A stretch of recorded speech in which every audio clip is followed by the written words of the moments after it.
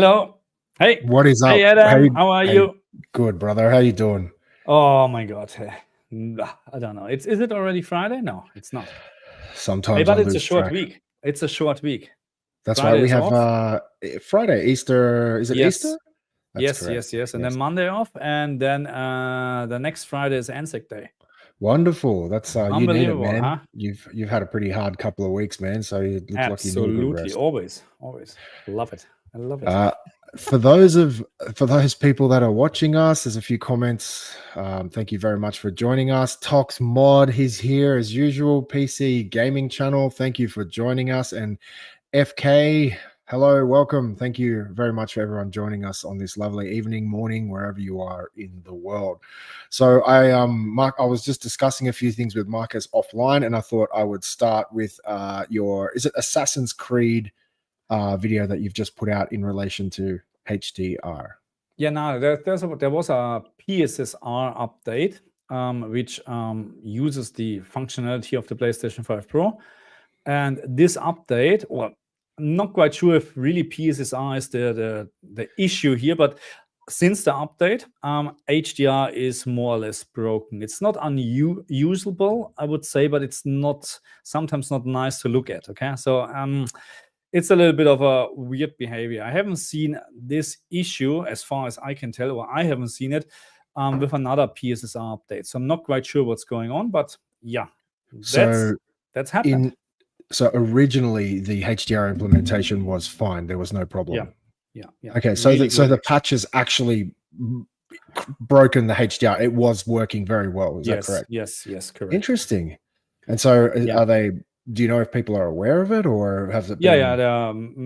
People made me aware of it, because when I made my first video actually about PSSR, the problem was because I'm doing all the testing then with SDR, all the recordings and stuff like that, because you focus on resolution and time, stuff like that, so not HDR, because you never think about actually that something like an update should or would destroy HDR. So this should never happen. You know what I mean?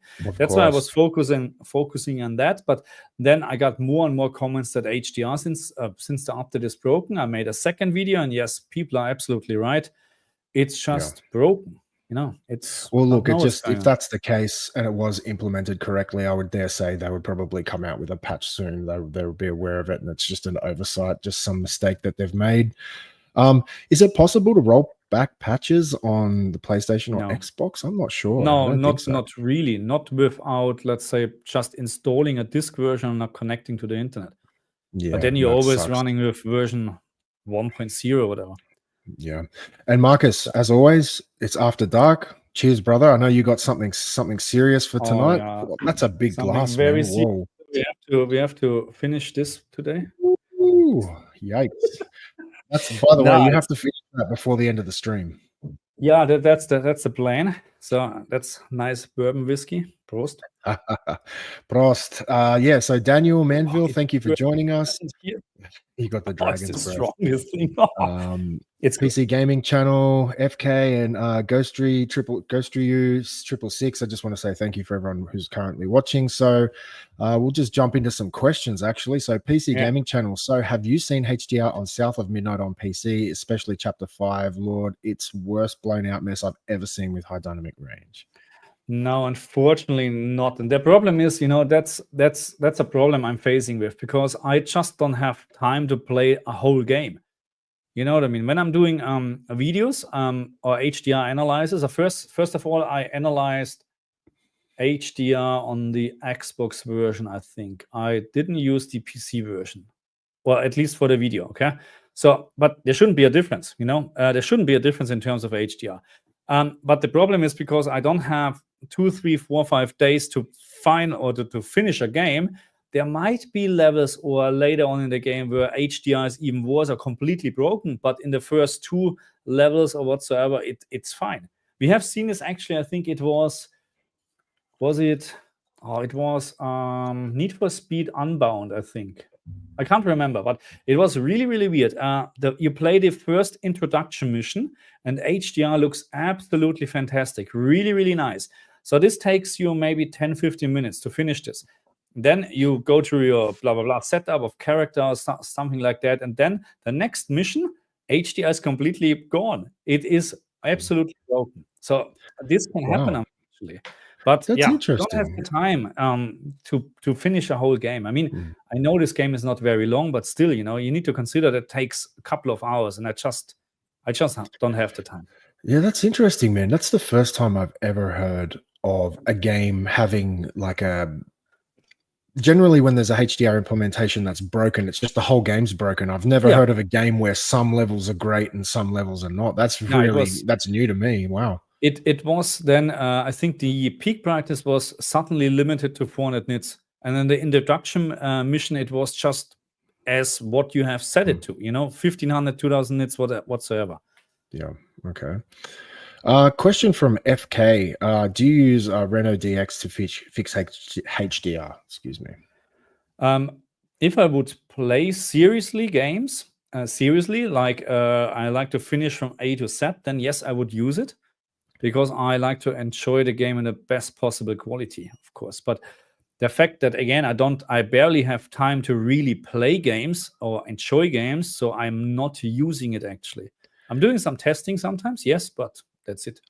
That is a bit of a shame, man, because I remember like when we first started connecting, I was like asking you, like, oh, let's jump on Xbox, let's play games. And like, we've known each other for a decent amount of time now. And not once have we ever hooked up No, on Xbox or no, anything. And I actually just realized that about you. You don't really play games to enjoy them. You're always so focused on the analysis yeah. of the games. And do you feel like maybe that's a little bit of I don't know, like something you're missing out on? Like you should be trying to play more games, because some of the games you play are fantastic and you've only I really know, done the I know, analysis. I know. Yeah, I like to play more games. Sometimes I just need. The problem is really when you come home from a 9 to 5 job, which I still like, but not like. Okay, I mean, who likes working? But you're just done with your day, usually, Yeah. because you have not it's not a vacation, you know what I mean? You go there, you have to get up in the morning, you go there, blah blah blah, and all this stuff. And then when you finally have time, and you lie down on the couch or whatever, then you're actually tired. You know what I mean? Oh, of You course, you've got a family and all that so kind of stuff. So yeah, so of course, man. it's yeah, no, it's a little bit, yeah, it's not. Maybe I in don't the know. future, that's something Hey, you yeah, should yeah, work on. We should actually try and hook up. We'll get Plasma in there, oh, get Ariel in there. I know we oh were my discussing it, god, playing a game, doing a stream, so maybe that's something we yeah, can do in the yeah, yeah. future. Ghost Rio 666 says, I have a question. I have an LG OLED B4 and everyone said it has 600 nits, but my TV can go 800 nits. Is it because my TV is 55 inch? I don't really understand that question. So It he's should. saying he's got a B4. People are saying it's 600 nits, but is he saying he's measured his TV and it's hitting 800 nits? Is that what I'm understanding? I don't really understand the I mean, question. when you do the 4 shoulder buttons on the Xbox, you can see what the value is. So maybe that's how you found it out. But I would actually say the B4 should have not just 600 nits. I mean, that's the B4, the 4 series already. So it shouldn't be That's true. 600, but Yeah. that sounds a little bit less, honestly. And I'm just going to our things and just have a very quick look, because I'm pretty sure it's more. Yeah, one thing I think a lot of people get caught up on is the numbers, like the nits and things like that. Yeah. And the B4 is a fantastic TV, and uh, you just I think if the brightness Okay. is not bothering you, sometimes it's just easier to not, I don't know, dig too deep, because you get frustrated when you see a lower number. I remember, Marcus, when you came to my place and calibrated my 83-inch C1, wasn't that getting like 600 nits or something like that? Yeah, because of the size, yeah. Yeah, so like, So, that's an 83-inch. It's only hitting 600 nits. The TV looks great. so this one here, I stand corrected. So our things measured what is this for size actually? Good question. What is the size? But they measured this TV, and I will find out the size soon. It's probably 65 with 600 nits. Yeah, it's really not bright. 660 nits for 10% peak brightness. So that's what they have. Okay. So it can be, of course, you have a smaller panel, and it can be slightly brighter because the power restriction is not as high as on a 83-inch. That can be a fact, yeah. But that's really not much for B4. Really, wow. Look, it's The not much, but if G4 you're can playing, 1500. yeah, but if you're That's playing crazy. that in a dark or light controlled room, man, like I said, I've got a 600 nit 83-inch C1, and man, that's in a dark room, and that thing looks fantastic. So it's just, yeah, you're not buying that TV to put it in the main room with all the light and the windows. But he just followed up and said, Artings have said 600, but on the internet it kept saying because of my 55-inch can be 800. These TVs are interesting. Okay. Yeah. Welcome, Mr. Torazat. Is that how I say it? Torazat. It's not that hard. My apologies. I'm sorry, man.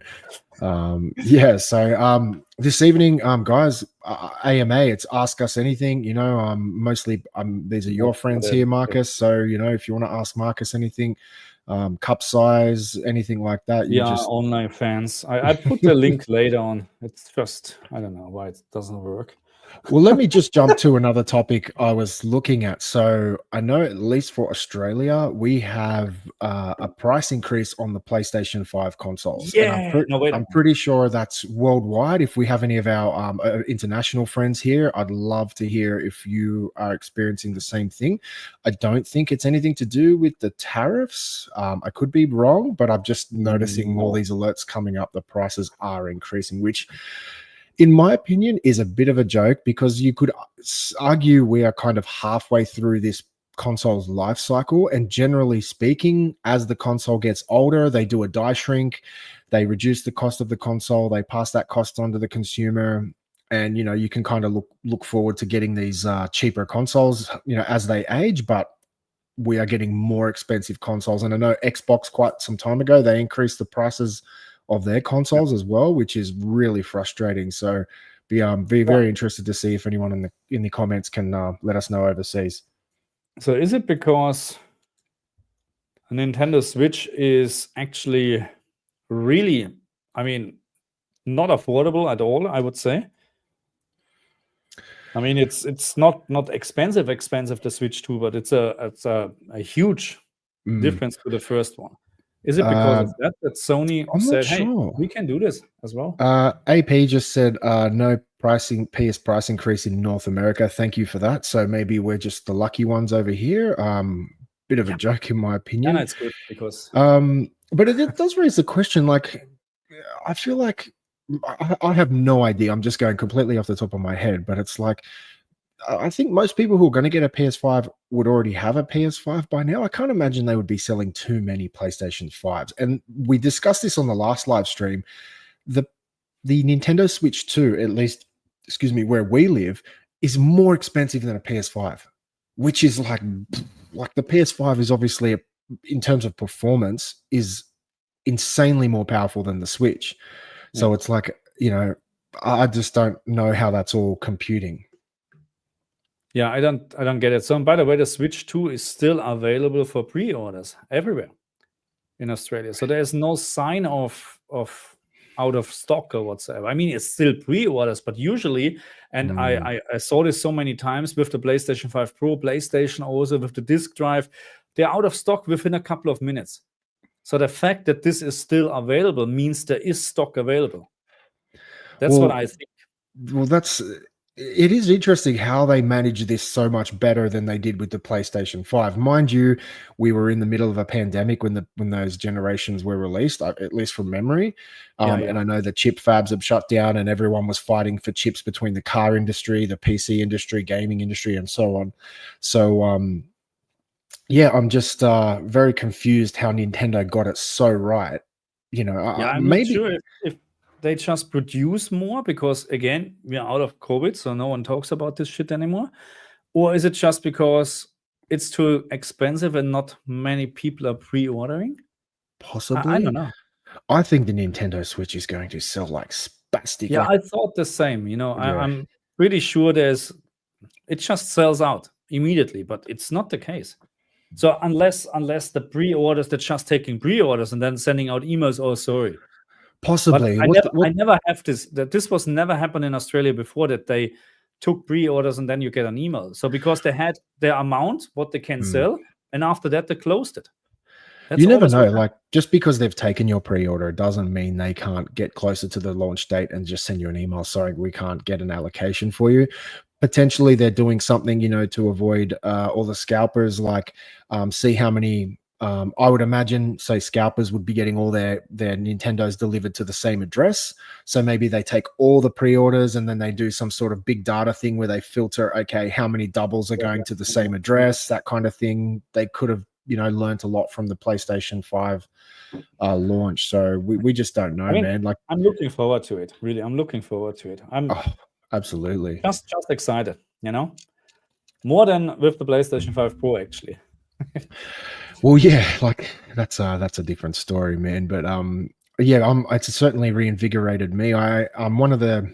I'm not sure if they're here tonight, but I can't remember who it was. One of your subscribers mentioned to go get the Super Mario 3D World. I think it was a release cartridge for the Nintendo Switch, which had Super Mario 64 and one from the GameCube and another one. I'm sorry, I actually didn't realize I had it. I owned it. I just had never opened it. It had sit in my drawer for like 6 months, but I've opened it, plugged it into my hooked it all up to my G4, and I've been playing it, and it's absolutely fantastic. So I'm like kind of getting back into the excitement of all the Nintendo stuff. But shall we go and get to some comments? If there's anything highlighted, I've got a few here. Yeah, just go for it. So yeah, Forta Zero said AV forums that a new firmware for LG sent them mostly resolves a lifted Black's problem for the G5. So they say it will be available shortly. Yeah, so I saw that there was a AV forums review on the G5, and then they posted a new review now saying that all the issues had been resolved with a LG firmware. So I'm not sure how many people are following that. That's pretty much all I know. But yeah, that is good to see LG being so proactive. I really like how LG are constantly on top of their firmware updates. They've always been like that. Just jumping down to SMS, 3 a.m. here. Long live OLED, by the way. Long live OLED, yes. Absolutely. Yeah, let's see. So SMS, yes, every console is always supposed to get cheaper or discounted more often as time passes by. So FCK PlayStation, I'm not sure what FCK stands for. Maybe you can. No, I'm not sure. I have an idea. Follow that up.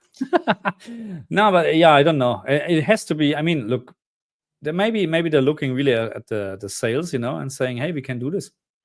I don't know, but I agree with you. If a product doesn't sell, you not increasing the price. You do the opposite, to try to sell it. But apparently, maybe they're selling good. Maybe. Well, you would think, like, let's just say somebody doesn't own a console and they're considering the Nintendo Switch 2 and a PS5.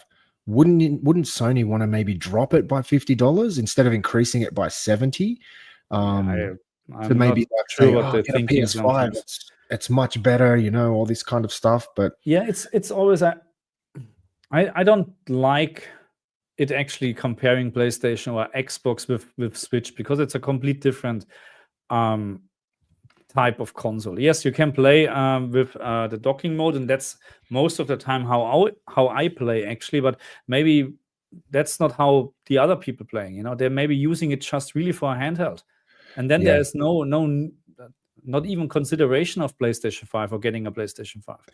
Well, that's kind of me, man. I bought that Switch and I always end up playing my Xbox on my big TV. And then whenever I travel, I take my Switch. I play it on the flights. I play it whenever I'm moving around or if I'm overseas. So I'm more of a handheld guy with my Switch. But lately I've been playing it in docked mode just because I'm kind of getting excited for the new one. But interesting comment from Ghost Ryu. I think the only reason Nintendo is alive is because of nostalgia. Look at the games, Mario Kart especially. Yeah.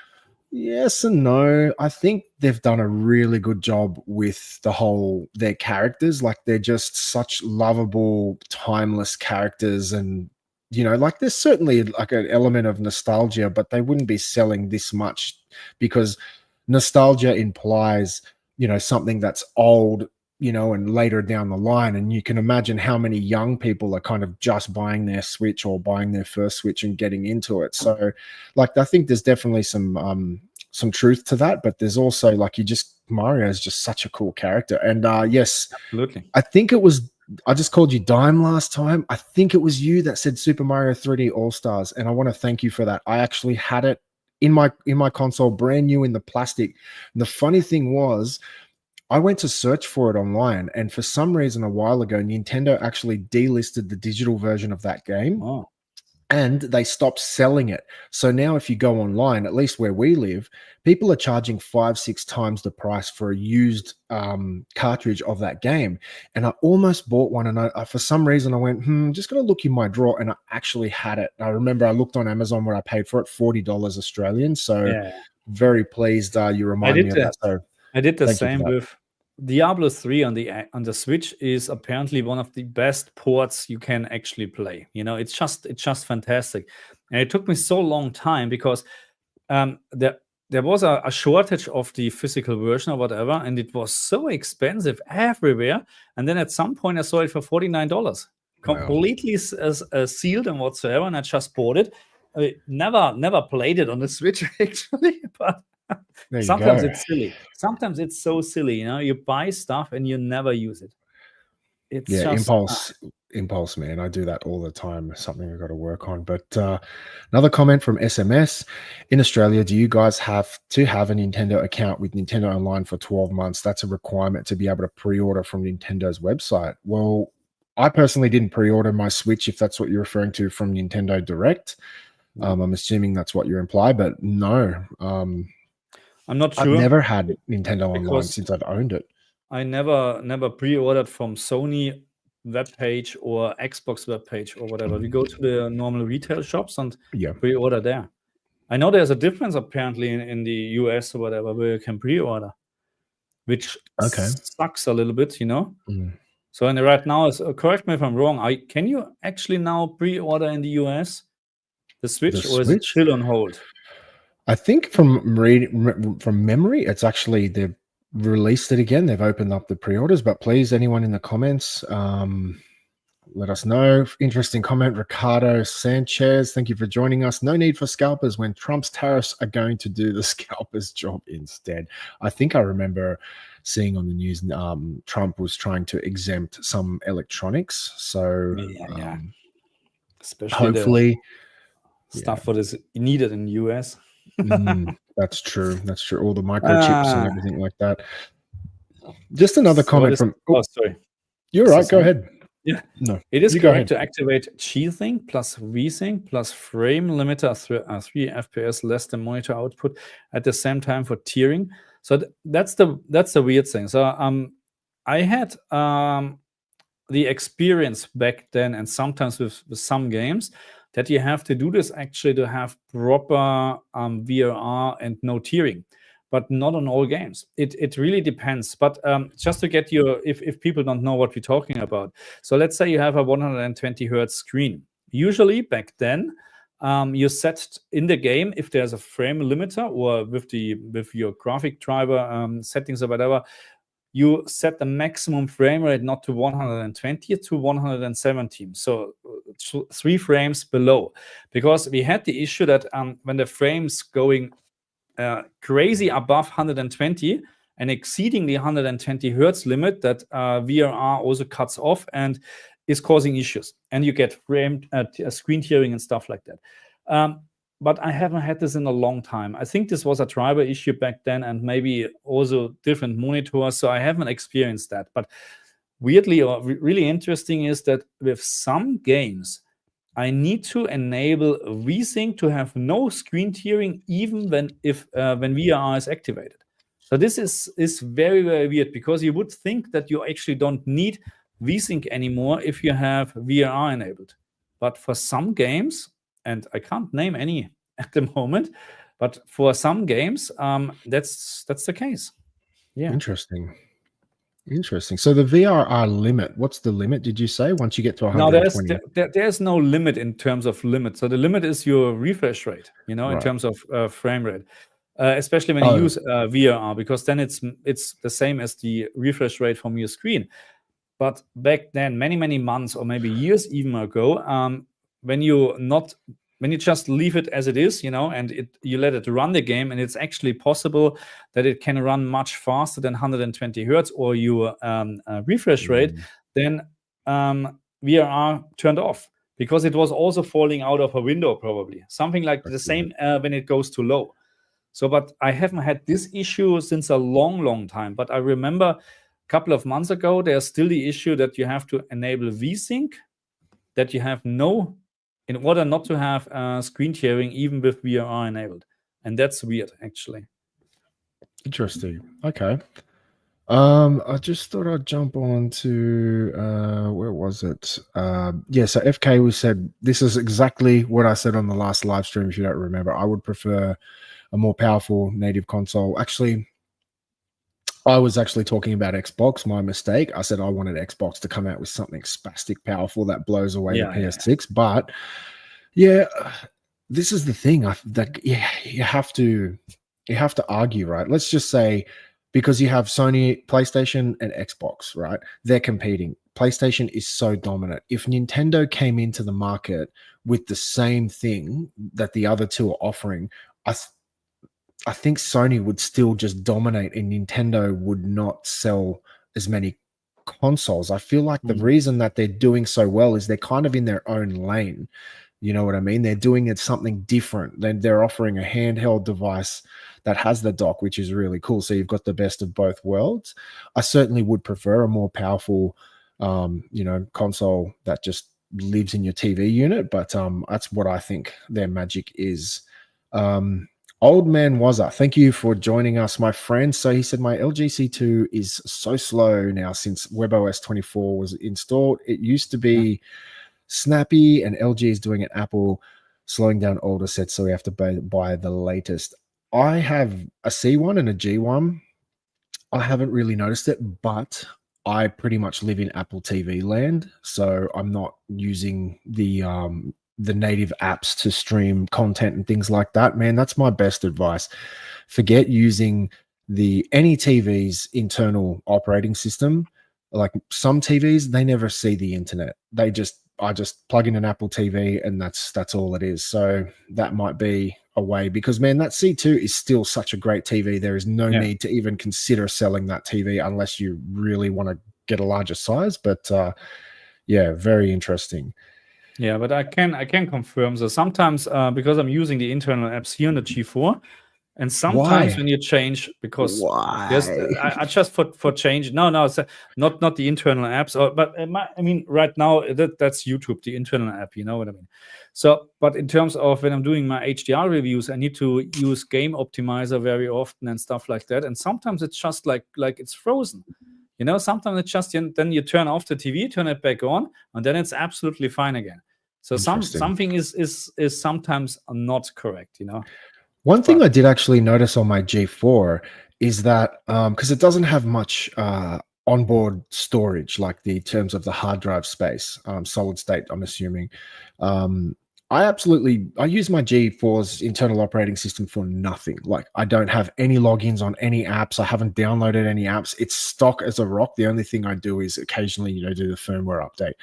And my free storage was basically maxed out.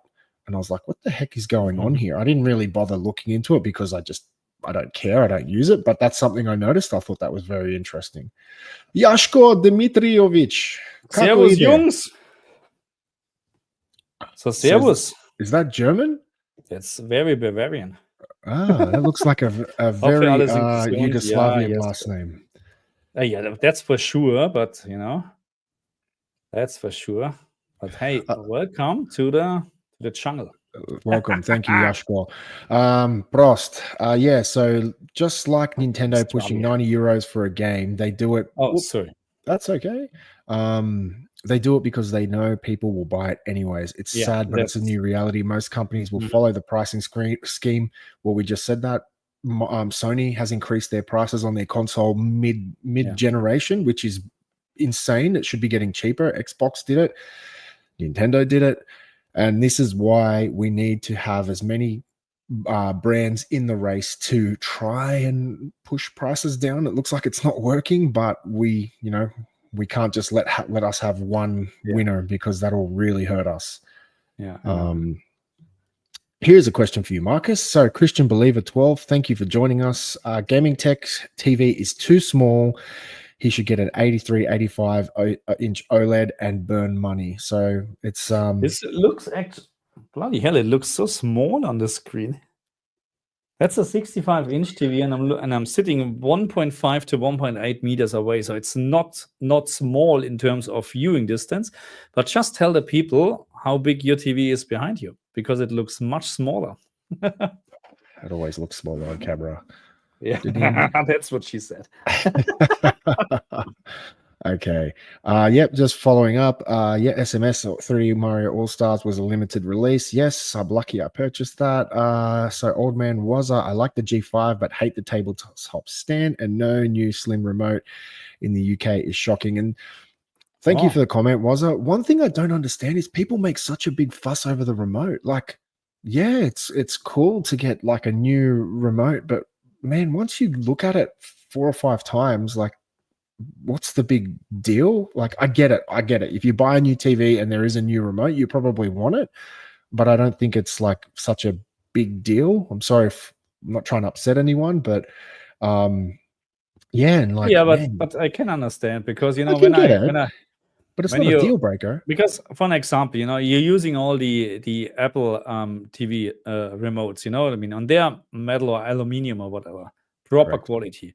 Yeah. And then you use the LG or Samsung, and that's just plastic. You know what I mean? So if you pick it up, and you can already feel there's a difference, in terms of quality. So that's what I think. That's true, But you're right. It doesn't change anything on the functionality. Marcus, you should always wear a rubber. Oh my God! I'm always wear a rubber. It's not needed anymore in my age, really. There's no. All right, boys, jokes. Right. Jokes. So I'm sorry, I meant to say in the US, there are certain requirements to pre-order from Nintendo. It's to avoid scalpers. Okay. Yeah, nothing that we're aware of, man. But I have the feeling there's no scalping issue this time with Switch. There was nothing mentioned so far. Yeah. Not a headline, nothing. That there's any issues. I'm surprised. Hey, new and old. Thank you for joining us, new and old. Okay, so again, any questions, guys, this evening? I'm happy to just discuss whatever. This is Marcus and I kind of decided we're going to do an after dark live stream where we just catch up. Everyone in the chat, who's ever is joining us, you're a part of this stream. Ask questions, man. Let us discuss it. We can, talk about anything really. Okay, so Nintendo Store North America still has their pre-orders for May 8th. Brick and mortar are rumored for the 21st or 30th. So, okay, yeah, looks like they're going for a worldwide release around the same time, which is exciting. This one's for you, Dime. NVIDIA Reflex or ultra low latency has a frame limiter built in. Yeah. That's for the issue with VR or VSync and stuff like that on a PC. But most PC games have a frame limiter anyway, most of the newer games. But again, I can't remember at the moment if there's any game where you really need this, Honestly, I'm not quite sure if there are any problems. But I heard a lot about, or there was NVIDIA still has some issues with the driver. So maybe this is causing also issues, What do we have here? Yeah, Digital Foundry have spoken about the VRR screen sharing problem where sometimes you need to go with all 3 years.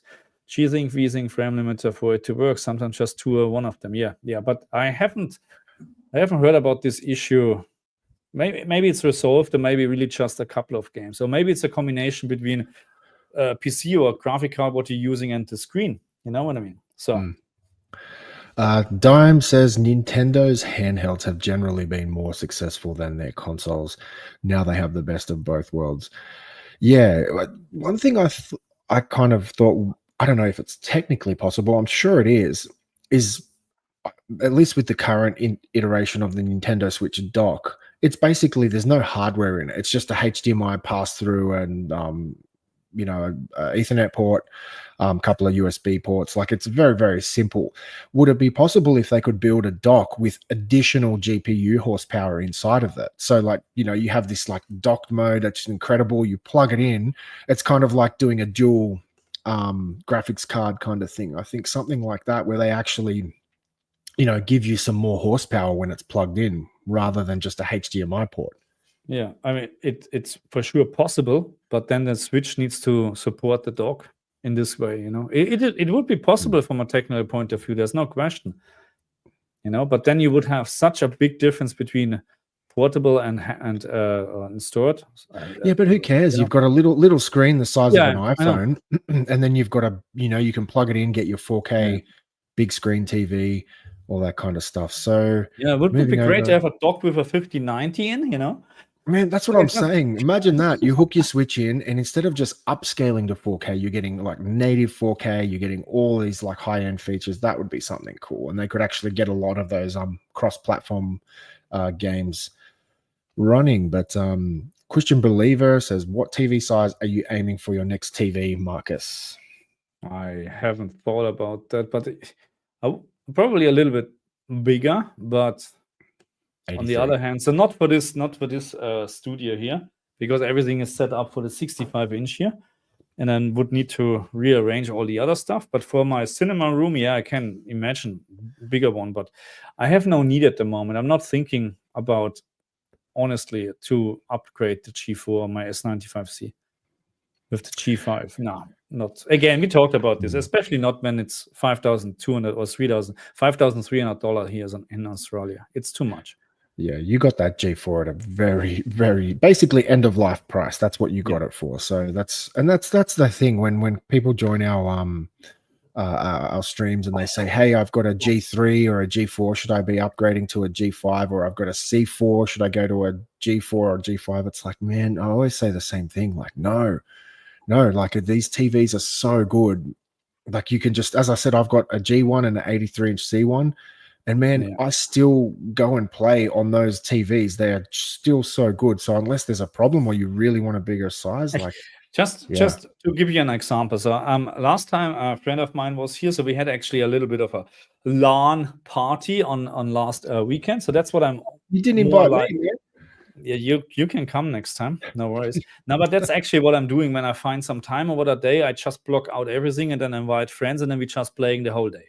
You know, until we're getting really problems with our eyes. I'm not joking, you know what I mean? Because you have to do it like that, you know.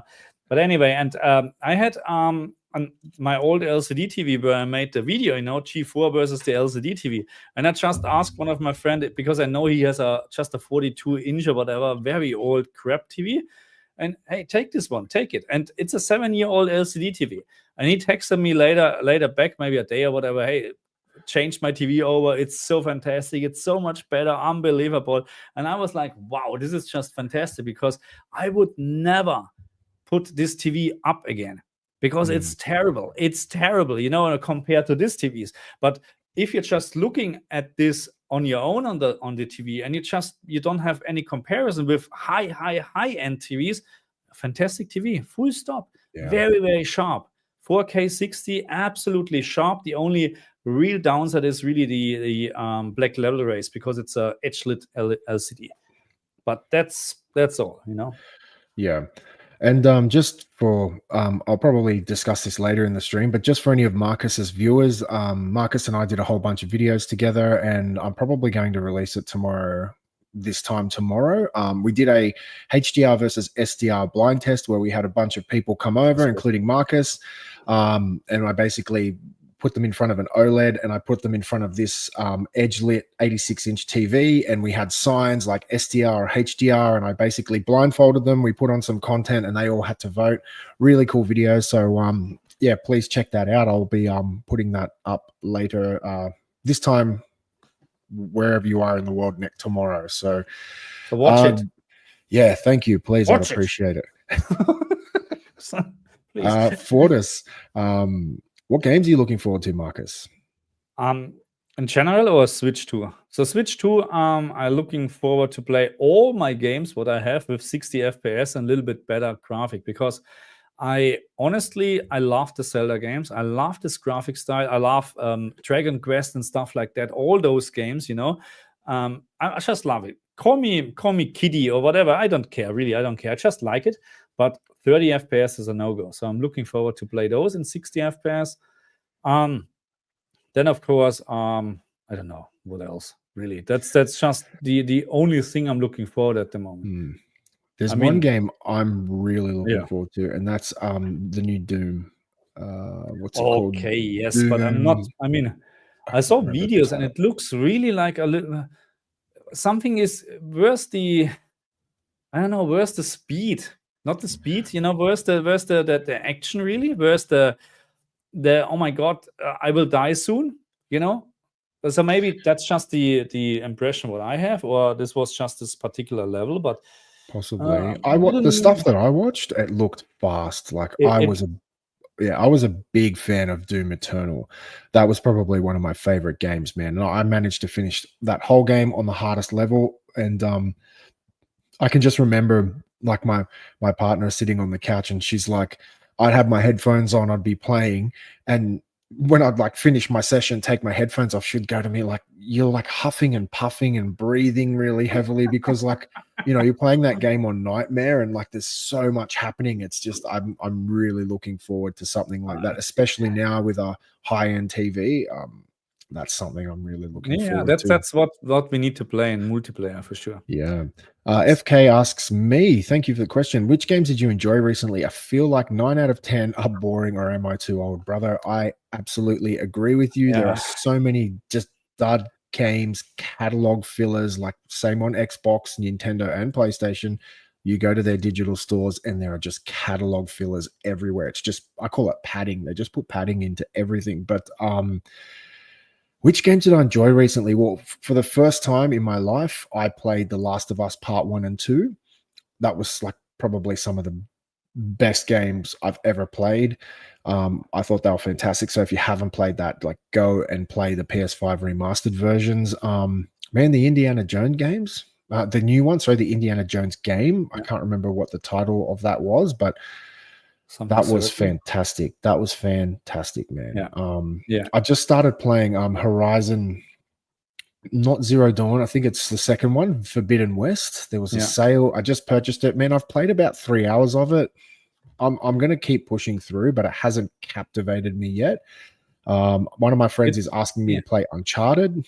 That's another one I'm looking forward to. I hear that's really good. But yeah, it's like, other than that, man, like most games are pretty crappy. Oh, actually, Star Wars Outlaws. I know that game copped a lot of slack.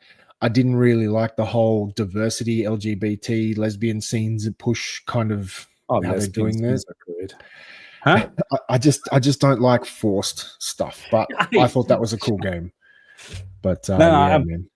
So I mean, the thing is, Star Wars Outlaws was actually I thought it's a good game. Honestly, I thought it's a good game. Gameplay looks fine. The animations are great. Graphic, okay. In the beginning, was not very the good on the fidelity's crap PlayStation 5, on the but Xbox. but it's getting better. It's now better. I mean, honestly, PC is the way to go if you like to have best performance and graphic anyway. But I'm more like I was looking forward very, very heavily for Civilization 7.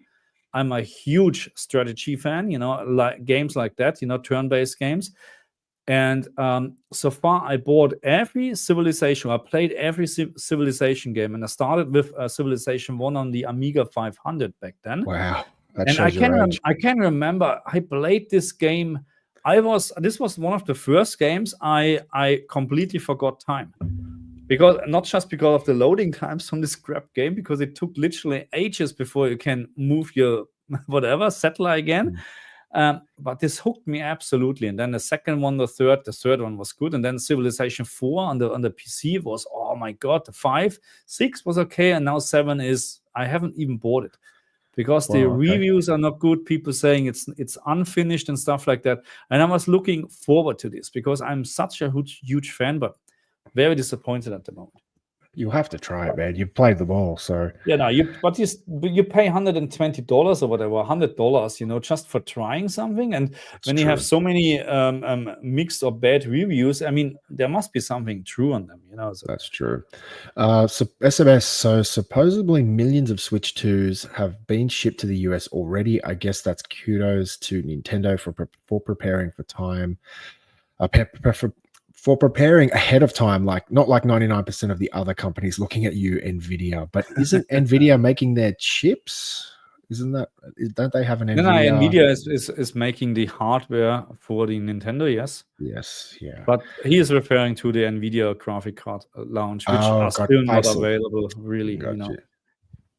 That's Got you. that's a good thing. I mean, if Nintendo makes this much better, and we don't have a paper launch, and I hope I'm getting my pre-order, because I'm still surprised you can still pre-order the Switch 2 here, no problems at all, which raises a big question mark. But maybe that they just produced millions of them already, and that's it. Maybe Possibly, that means but like I said, yeah. so don't be surprised if a lot of people get an email saying, you didn't get your pre-order, or you've been Maybe. allocated a spot. It'd be interesting to see if they've done some sort of like in order as the orders come in, if they've done that, or so. Yeah, we shall but see. the thing is, you get I mean, you're right. You can cancel a contract at any time. You know what I mean? But you get a confirmation. So first of all, I paid full. Stupid. Wow, stupid. Anyway, but you get your confirmation, and then your order is confirmed. So that's for me. Yeah, I'm done. I'm set. If they now would come, oh, sorry, something went wrong, I would say, okay, next time I'm not ordering there anymore. I'm trying something else. That's true. Here's one for you, Marcus. Marcus, have you considered doing RTX HDR settings for games that don't support native HDR? Thanks for your content. It's very helpful. I've been watching for years. Thank you very much, BG Great Eel. comment. I did some videos about RTX HDR. The problem behind those videos, not a problem, but there are even more harder to do as other games, because RTX HDR is a filter on top of the game. So that means you can't actually record your screen with OBS or whatever. It doesn't work like that, because it's the RTX HDR is a filter before it goes to the HDMI port, or after, or on the HDMI port. You know what I mean? So that means you record already before, so you're not recording RTX HDR. So you need a second PC, which I have. But the problem is there's so much problems with stable frame rate and stuff like that sometimes. I don't understand it, because I'm doing the same thing with consoles. Okay, so there shouldn't be a difference between PC and console, but I'm facing so many issues sometimes with PC games and stuff like that. It's just not fun. But yeah. So the plan would be, if I can quit my job tomorrow, yes, do much more videos. But yeah. Another comment from 4-0. So Kepler, a known reliable leaker, said that Sony is making a profitable console, 3 nanometers, 15 watts, on an unreleased graphics GPU. Can Sony release a successful mobile console again, you think? That is interesting, man, because I know, like, a lot of the previous Sony handhelds had somewhat of a cult following. I know a lot of people love them. I know they were very jailbreakable, and a lot of people love them for that. They could kind of pirate their software or emulators, whatever they like. So, yeah, look, Sony has such a strong following. I think they could throw anything at the wall and it will stick. Whether it will be as strong as the Switch, I don't think so, but it would have to be something very compelling. I mean, it's just look, if they're coming up with a proper screen like OLED plus HDR, but even forget about HDR, because I'm always wondering what games would you run on this PlayStation portable device, because you're not running games like Horizon Forbidden West in full. I don't think so. We're more talking about maybe PlayStation 3 games and stuff like that. Why not? Why not? I can see that. And yes, we had PlayStation 3 and HDR back then, I think. Was it already HDR? I don't think HDR was on PS3. No, there was just on PlayStation 4. So forget about that. But if they come up with good hardware and 60 FPS and a good OLED screen, yeah, why not? Why not? But the thing is, so Sega had Sonic, Nintendo has Mario, Xbox has Halo. What is Sony's like Halo character, like their flagship character? And I feel like for Nintendo, that's kind of their flagship mascot that sells I those mean, consoles. Nintendo has more, you know. They have I know that, yeah, Mario Mario, Kart, yeah, but Luigi, Donkey Mario Kong, but then also Zelda. You know what I mean? absolutely. But all their They have characters, more actually. You know. yeah, they I have mean, Yoshi, they have Toad, Peach. Like all their characters are so lovable, and I think yeah, that's really why they sell so many consoles. And like I know from the PS1 days, wasn't their mascot like Crash Bandicoot, if I'm yeah, correct? yeah. And they But don't really have that anymore. I'm never a big fan of this series. But what I loved and what I again, Jack and Dexter. Have you ever played it, Jack and Dexter? No, I loved it. I think the never first heard of part it. was on PlayStation 2. It's a 3D jump and run game, a 3D Okay. open world jump and run. No, open world, not, but very, very. You have a lot of freedom to run around. So Okay. I love this game, and I'm waiting for part number 4 because there's 3 parts. You know, I'm just waiting, and I always was hoping that they actually using Jack and Dexter as their mascot. You know, compared to Super Mario and something like that. But Yeah. It's also interesting because I feel like a lot of the Switch games are so well suited to a handheld mode. Like let's just say most of the Mario games are usually side scrollers or some sort of turn by turn game, but they do have their open worlds like Zelda and some of the 3D Marios. But I feel like Sony would have to release the right software to execute something like that. But great question. Old Man Wazza, my biggest issue on OLED is VRR flicker for the most irritating issue. I'm not sure if there's a way to play smooth games without G-Sync VRR turned on. And we've had this discussion before. I really don't think it's an issue, man. The only time I ever have VRR flicker is when I'm on like a loading screen or a login screen. It's a non-issue, man. I never get it during gameplay. You, Marcus? No. And always that there's one big misunderstanding. It's not an OLED problem. It's a screen. It's everywhere, also on LCD screens. Okay, so this really depends when VRR the frame rate is jumping like crazy, and this is happening during a loading screen because the CPU suddenly is used to 100% to load some textures or whatever. The frame rate goes down and that goes up. So that's why you see this flickering. But this is happening on all the screens. Okay, as soon you have VRR enabled. But I agree with you. So there are maybe 2 or 3 games where you can see it when you pay attention. But games like, I mean, honestly, Horizon Forbidden West or other games, or Uncharted, The Last of Us 2 with the high frame rate mode, there's no issue at all, no flickering. I can't see anything. Yeah, interesting. New and Old says, I tested the S95SF, and it's barely an upgrade of the S95D. It gained nothing new and still has the motion issues. I will test the G5 as well. I do think that I will skip this year or wait for CES. Yeah. I can't comment to the Samsung stuff, but I just know a lot of people do not like that finishing that they're using, the matte coat. I think that's a real loss there. That's bad. SMS also says, I also hate OLED VRR flickering issue on dark scenes, but to be honest, it doesn't happen as often, at least for me. And I mean, I've played stuff like Alan Wake 2, The Callisto Protocol, and The Last of Us Part 1. Again, I only notice it on static screens. And Marcus brings up a really good point. On your OLED, when you mash the green button 5 times, you get that little box up on the screen that shows you the resolution and the hertz on the current TV. When you're on a loading screen and the game is loading data in the back, you will notice the frame rate go like 120, 30, it just flies up and down. So that could be contributing to it, but I'm not really sure exactly. So Scott Harris, thank you for the question. I have an 85-inch Hisense U7K and I used to have a 65-inch OLED. I sold the OLED because I wanted a bigger screen, but now I'm craving that OLED contrast again. And I also realized 4K doesn't look as 4K at 85-inch. Interesting. Yeah, Scott. Bigger is not always better. That's what she said. How you use it.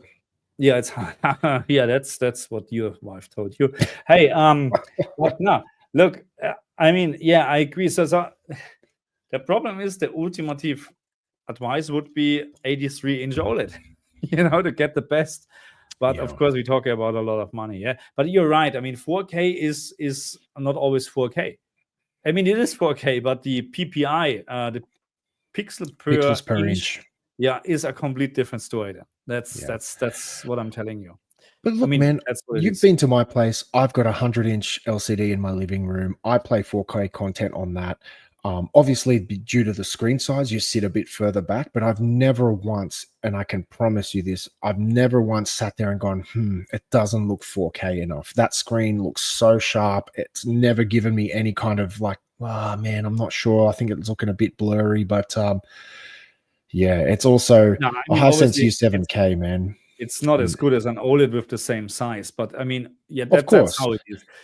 That the bigger your screen is, and that's I can Mm, just compare to the screens what I have here. Here, that's all high resolution screens, and they're all small screen sizes. Here, the Apple MacBook with a crazy PPI, I think it's 230 or whatever, yeah, something like that. I have here two high refresh screens which have actually 234 PPI. They are absolutely fantastic. When I put my MacBook with HDMI on the G4, it is not as sharp. It is not as sharp. But again, I know why, because that's 65-inch with 4K pixels. And then I have a 16-inch MacBook Pro with even a slightly higher pixel count resolution. than the G4. So Yeah, of course, this is yeah, so sharp, especially with text. It's unbelievable. yeah, But that's it. But yeah. I would not recommend to buy 8K just because of that, because then we have different issues with 8K. Don't buy an 8K man. No, 8K man. don't. I did that. I spent over $10,000 for an 85-inch 8K. Ended up sending it back. There was never any 8K Oh, content in that I have to do TV. this. And I regretted it so much. And I'm actually glad it failed because 700 I got the US. refund back, and that allowed me to purchase the G4. But just quickly before you jump on that, Marcus, Yeah. so he did follow up Sure. saying the immersion is great, but I miss the Yeah. OLED blacks, and I'm actually thinking of going back to OLED with a smaller screen. What do you guys think? So if you allow me to jump on that one quickly, Yeah. I'm very fortunate. I own several large screen TVs, like 4 OLEDs, a couple of 86-inch LCDs, and a 100-inch LCD. And problem is, I always say, once you've gone an OLED, it's very hard to go back. Yeah. Having it as a second one is also a great option. I certainly have times where I want to go and sit on my 100-inch TV and enjoy some content. It's a different experience. Obviously, the G4 83, nothing can really beat that unless you have something newer, which is all just starting to happen now. So it's one of those things. If you've never owned an OLED, I always say go as big as you can. But Yeah. once you own an OLED, man, you kind of have to stay in that lane. Yeah, no, I can't go back. I tried it once, with after the CX, which is it wasn't even a high-end OLED screen. It was back then a high-end OLED screen, Yeah. but compared to the QN95B LCD screen what I bought, it was in terms of the pure numbers, it was not good when you look at the pure numbers in terms of maximum peak brightness and whatsoever. But no way that I played on this TV. No, it was not good. The contrast is not good. Even you have a full screen dimming or whatever, dynamic screen, local Full area array, dimming, full array full local array dip. local dimming. No, it is never ever as good as an OLED screen where you have individual pixels turning off. You just can't beat it. Yeah. No. Question for both of us from Old Man Was Us. So here's a question for you both. So HDRG is to set the TV's max peak brightness. So why, when using dynamic tone mapping, the screen gets even brighter? I don't get it. This is a really good question, and I know Marcus is going to explain it very well right now. Yeah, so the TV is not getting brighter in general, okay? So because you have a maximum peak brightness, and this is set, okay? Regardless if you use HDRG or dynamic tone mapping. The only thing what is changing is the, let's say, average picture brightness, the picture brightness in general. So you're changing the EOTF curve. So instead of having a well-balanced picture in regards of darker parts and brighter parts, everything is lifted up. That's why it looks brighter, but you have actually less contrast, what I found, because everything is lifted up. So darker parts getting brighter parts getting even brighter, but then of course you have your maximum peak brightness. This can't go higher. That means you lose contrast actually, okay? So that's how it is, okay? Some games looking better with dynamic tone mapping on, some games better with HDRG. Yeah, and let me just on the back of that comment from Marcus. So I have the G4 as I've mentioned, as Marcus does, and I've noticed if the game hasn't been mastered very well in terms of its HDR implementation, that's when I generally have to swap over to DTM. When Marcus came to my place, I always played in DTM. And then he was like, man, that's, it's not correct. We set it up correctly, put on HGIG. And I noticed there was only a handful of games, like I'm talking 3 games I can recall when I was playing my Xbox that actually looked really good, if better, on HGIG. But then the rest of the games that weren't mastered correctly didn't have a good implementation of HDR. They were just too dark. And I had no choice. I had to go to DTM. So it's one of those things, even with arguably one of the brightest OLEDs that's available at the moment, I still had that issue. So yeah, it is one of those things. And I hated being that guy, like based on whatever game or movie I'm watching, I'm going to be switching between modes. It's really up to whoever developed that game. They should have done it correctly for HGRG. Yeah, I agree with you. At the end, it doesn't matter. You enjoy the game and you set up the picture as you like it. That's why I changed a little bit with I'm doing still videos, best settings for this and this game for the LG G4 or LG OLED TVs in general. But I used to do my HDR reviews based on my screen, which is fine, but not all the people have the exact same screen. So that's why I changed a little bit my videos from telling you how to set it up. I've changed it more to explain what the setting is actually doing and what you have to look for to make it better, or in a kind of way, just to explain the setting, what is this actually doing. Okay, because again, there are so million different screens out there, and even you're using a G4, maybe you're using the filmmaker mode, which has a different doesn't have HDRG, and I'm testing everything on HDRG, and then it's completely different. So that's why it's very, very hard actually to make proper recommendations, but I try my best. Okay. They said, okay, here. For 1 second, I'll be right back. Yeah, no worries. Kepler said that the portable Sony console would be able to run PlayStation 5 games, but at lower resolution. Okay, I mean, even lower. We have some PlayStation 5 games, they're running with 800p or something like that. So even lower, yeah, that's not good. You get my point? No, I don't. Look, I'm not a big handheld fan, okay? Because I don't know why. I'm looking forward for the Switch 2, but I will play most of the time in dock mode, okay? Because that's how it is, okay? The screen is too, but let's see. The screen is now bigger and whatsoever. Maybe it changed. Maybe I changed my opinion about that. But I'm not a big fan of handheld. And yeah, if this is, if we're now talking even about a lower resolution, I just ask the saying. The PlayStation 5 games can be run on this new handheld from Sony with a lower resolution. And my comment was even more lower now, because we have games that are running just with 800p on the PlayStation 5. That's already bad. I mean, yes, we have a small screen, but you will have a lot of aliasing and stuff like that. This is not a good thing. And you have to remember, there's still quite a few PS5 games that are running at 30 FPS. So if they're struggling to run at 30 FPS, I can't imagine those games performing well on a portable. My microphone. I've got like a helicopter in the overhead. Oh, okay. Now we can't hear it. Anyway, so I think this comment from Dime will ditch the lion here. He says, as Astrobot now. I think this is in regarding to our comment or question, what is the mascot for PlayStation 5? And I like Astrobot, but I would never consider this as a mascot for Sony. If that's the Never, case, never. that's a bit of a dud, Because man. this just came with the PlayStation 5. 5. Yeah. So that's not a mascot. You know, you need to go way back, PlayStation 1, maybe PlayStation 2, but it Yeah. should be the beginning of the console area. You know what I Mm. mean? So the mascot can be even Resident Evil, because this was one of my favorite games back then. And this was or Demon Souls, you know? Mm. So that's more of a mascot, you know. Of course it's not, but Crash Bandicoot then, you know? Even I don't like the game, but not Astrobot. No way.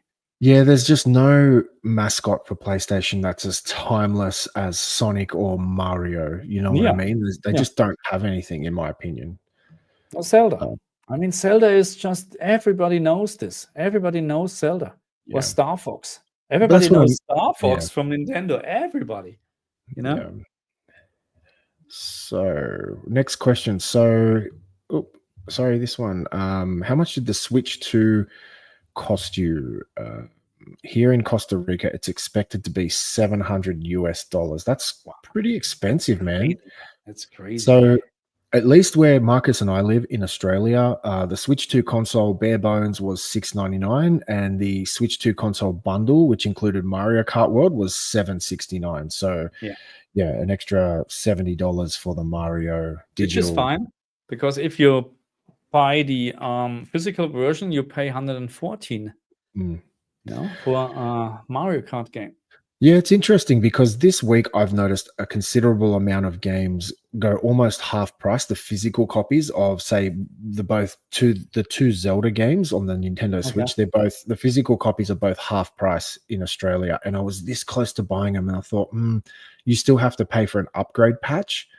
So I'd rather just go ahead and purchase the Switch 2 versions. But then I was like, but if I buy this version, I can play it on my original Switch and then plug it into my Switch 2, pay the upgrade, and then I can swap back and forth. But who am I kidding? Once you get a Switch 2, you're not going to go back and play your old Switch anymore. No, the same. You know, Yeah. If I play games, you know, on my PlayStation, I never use the old PlayStation. I always use the Pro. Why would I go back? You know what Exactly. I mean? Exactly. So, Marcus, are you German? Where is your accent from? Can't you I have tell? no idea. From Can't you tell, man? Germany. Yeah, Germany. Yeah. I'm from Munich, actually, very close to Munich. So I understand Austria as well, Austrians very well. So, comment from new and old. Anything larger than 75-inch, 8K is the way to go. But 8K self-emissive TVs are just way too expensive. Now, I'm going to respectfully disagree with you on that one. As I mentioned, I used to own the Neo QLED. What was it? The QN900A. So it was the first 8K Samsung brought in with the Neo QLED massive TV, 85-inch. Cost me a bomb. And as I said, like, there's a video on my channel if you're interested of me showing how it was failing, flickering, all this stuff, like pixelated images. You can please feel free to go and check that out. However, when that TV eventually failed and I returned it and I purchased my 83-inch G4, at least in my opinion, there was zero perceptual differences going from an 8K 85 to a 4K 83. If anything, the G4 looked so much better simply because of going to OLED. But in terms of resolution, man, I really don't see, I didn't see, and I still don't see any difference. And as I mentioned, I have a 100-inch 4K in my living room. Man, unless I'm like getting as close as I am with my PC monitor, when I'm sitting in a regular, normal viewing distance, even somewhat close, I disagree, man. 4K still looks great at 100 inches. So I just don't think 8K is worth it because there's no content, man. I owned that TV for 3 years. There was not one movie released in 8K. There was nothing that I ever saw unless it was demo material. I had to physically download it. And the only way I had to watch it was to put it on a USB stick and physically connect it to the back of the TV because none of my streaming devices that were connected to the TV output in 4K. I mean, in 8K. My Apple TV doesn't output in 8K. Even my PS5 that I purchased that has a big 8K sticker on the box, that didn't even go to 8K because that was the one thing I thought, okay, I bought this brand new PS5. It says 8K on the box. Let's plug it in. I'll get some nice, juicy 8K resolution. Never went higher than 4K. So yeah, I know. yeah. Man. just respectfully disagree with you there, brother. But look, the only way to really tell for yourself is you got to get big TVs at 4K. And if you feel like they're just not sharp enough, then man, you got to start spending some big money. But I guarantee you're going to be disappointed. Yeah. So the only advantage for having more pixels would be upscaling, because you can have a much better result the more pixels you have. Because that's just how it is. Because you can have more. You can distribute the information on more pixels than less pixels. It will be just a much better experience. But I agree with you. There's no content, not Nothing. at all. And I mean, 8K's even been out for a long time. Yeah. And they still haven't brought anything out. Yeah. I mean, the only thing is really then gaming, but then really we're talking about a 5090, and then you play with 30 FPS again. Yeah. So it's nah. And unless they're having really a proper TV with 8K and OLED and whatever for a normal price or affordable price, then yeah. But it's Do they still release those Z series OLEDs now? Remember, it was the Z series 8Ks. I don't know if they still release them, but that was a big flop. I haven't heard about that. No. Yeah.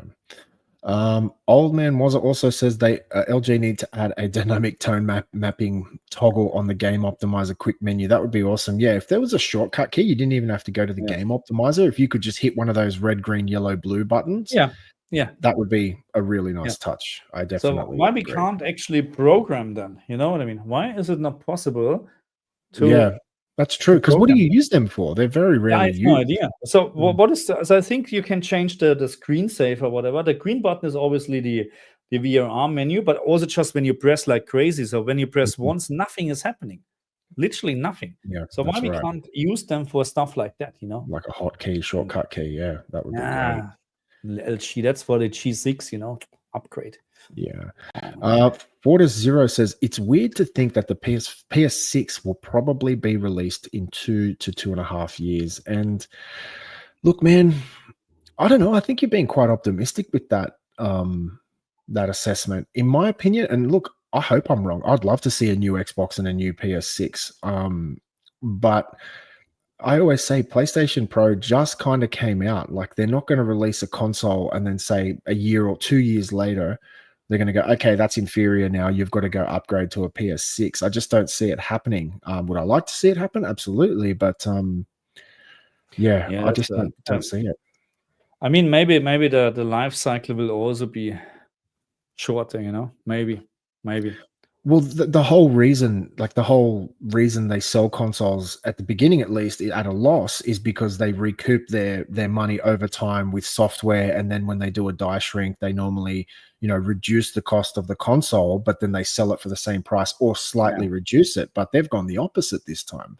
They're selling digital consoles and their prices are increasing, or at least in Australia. I don't know what it's like overseas, but it's a bit of a joke, man. It's it is. It's anyway very expensive here, and now it's even more expensive. So, and again, I mentioned this.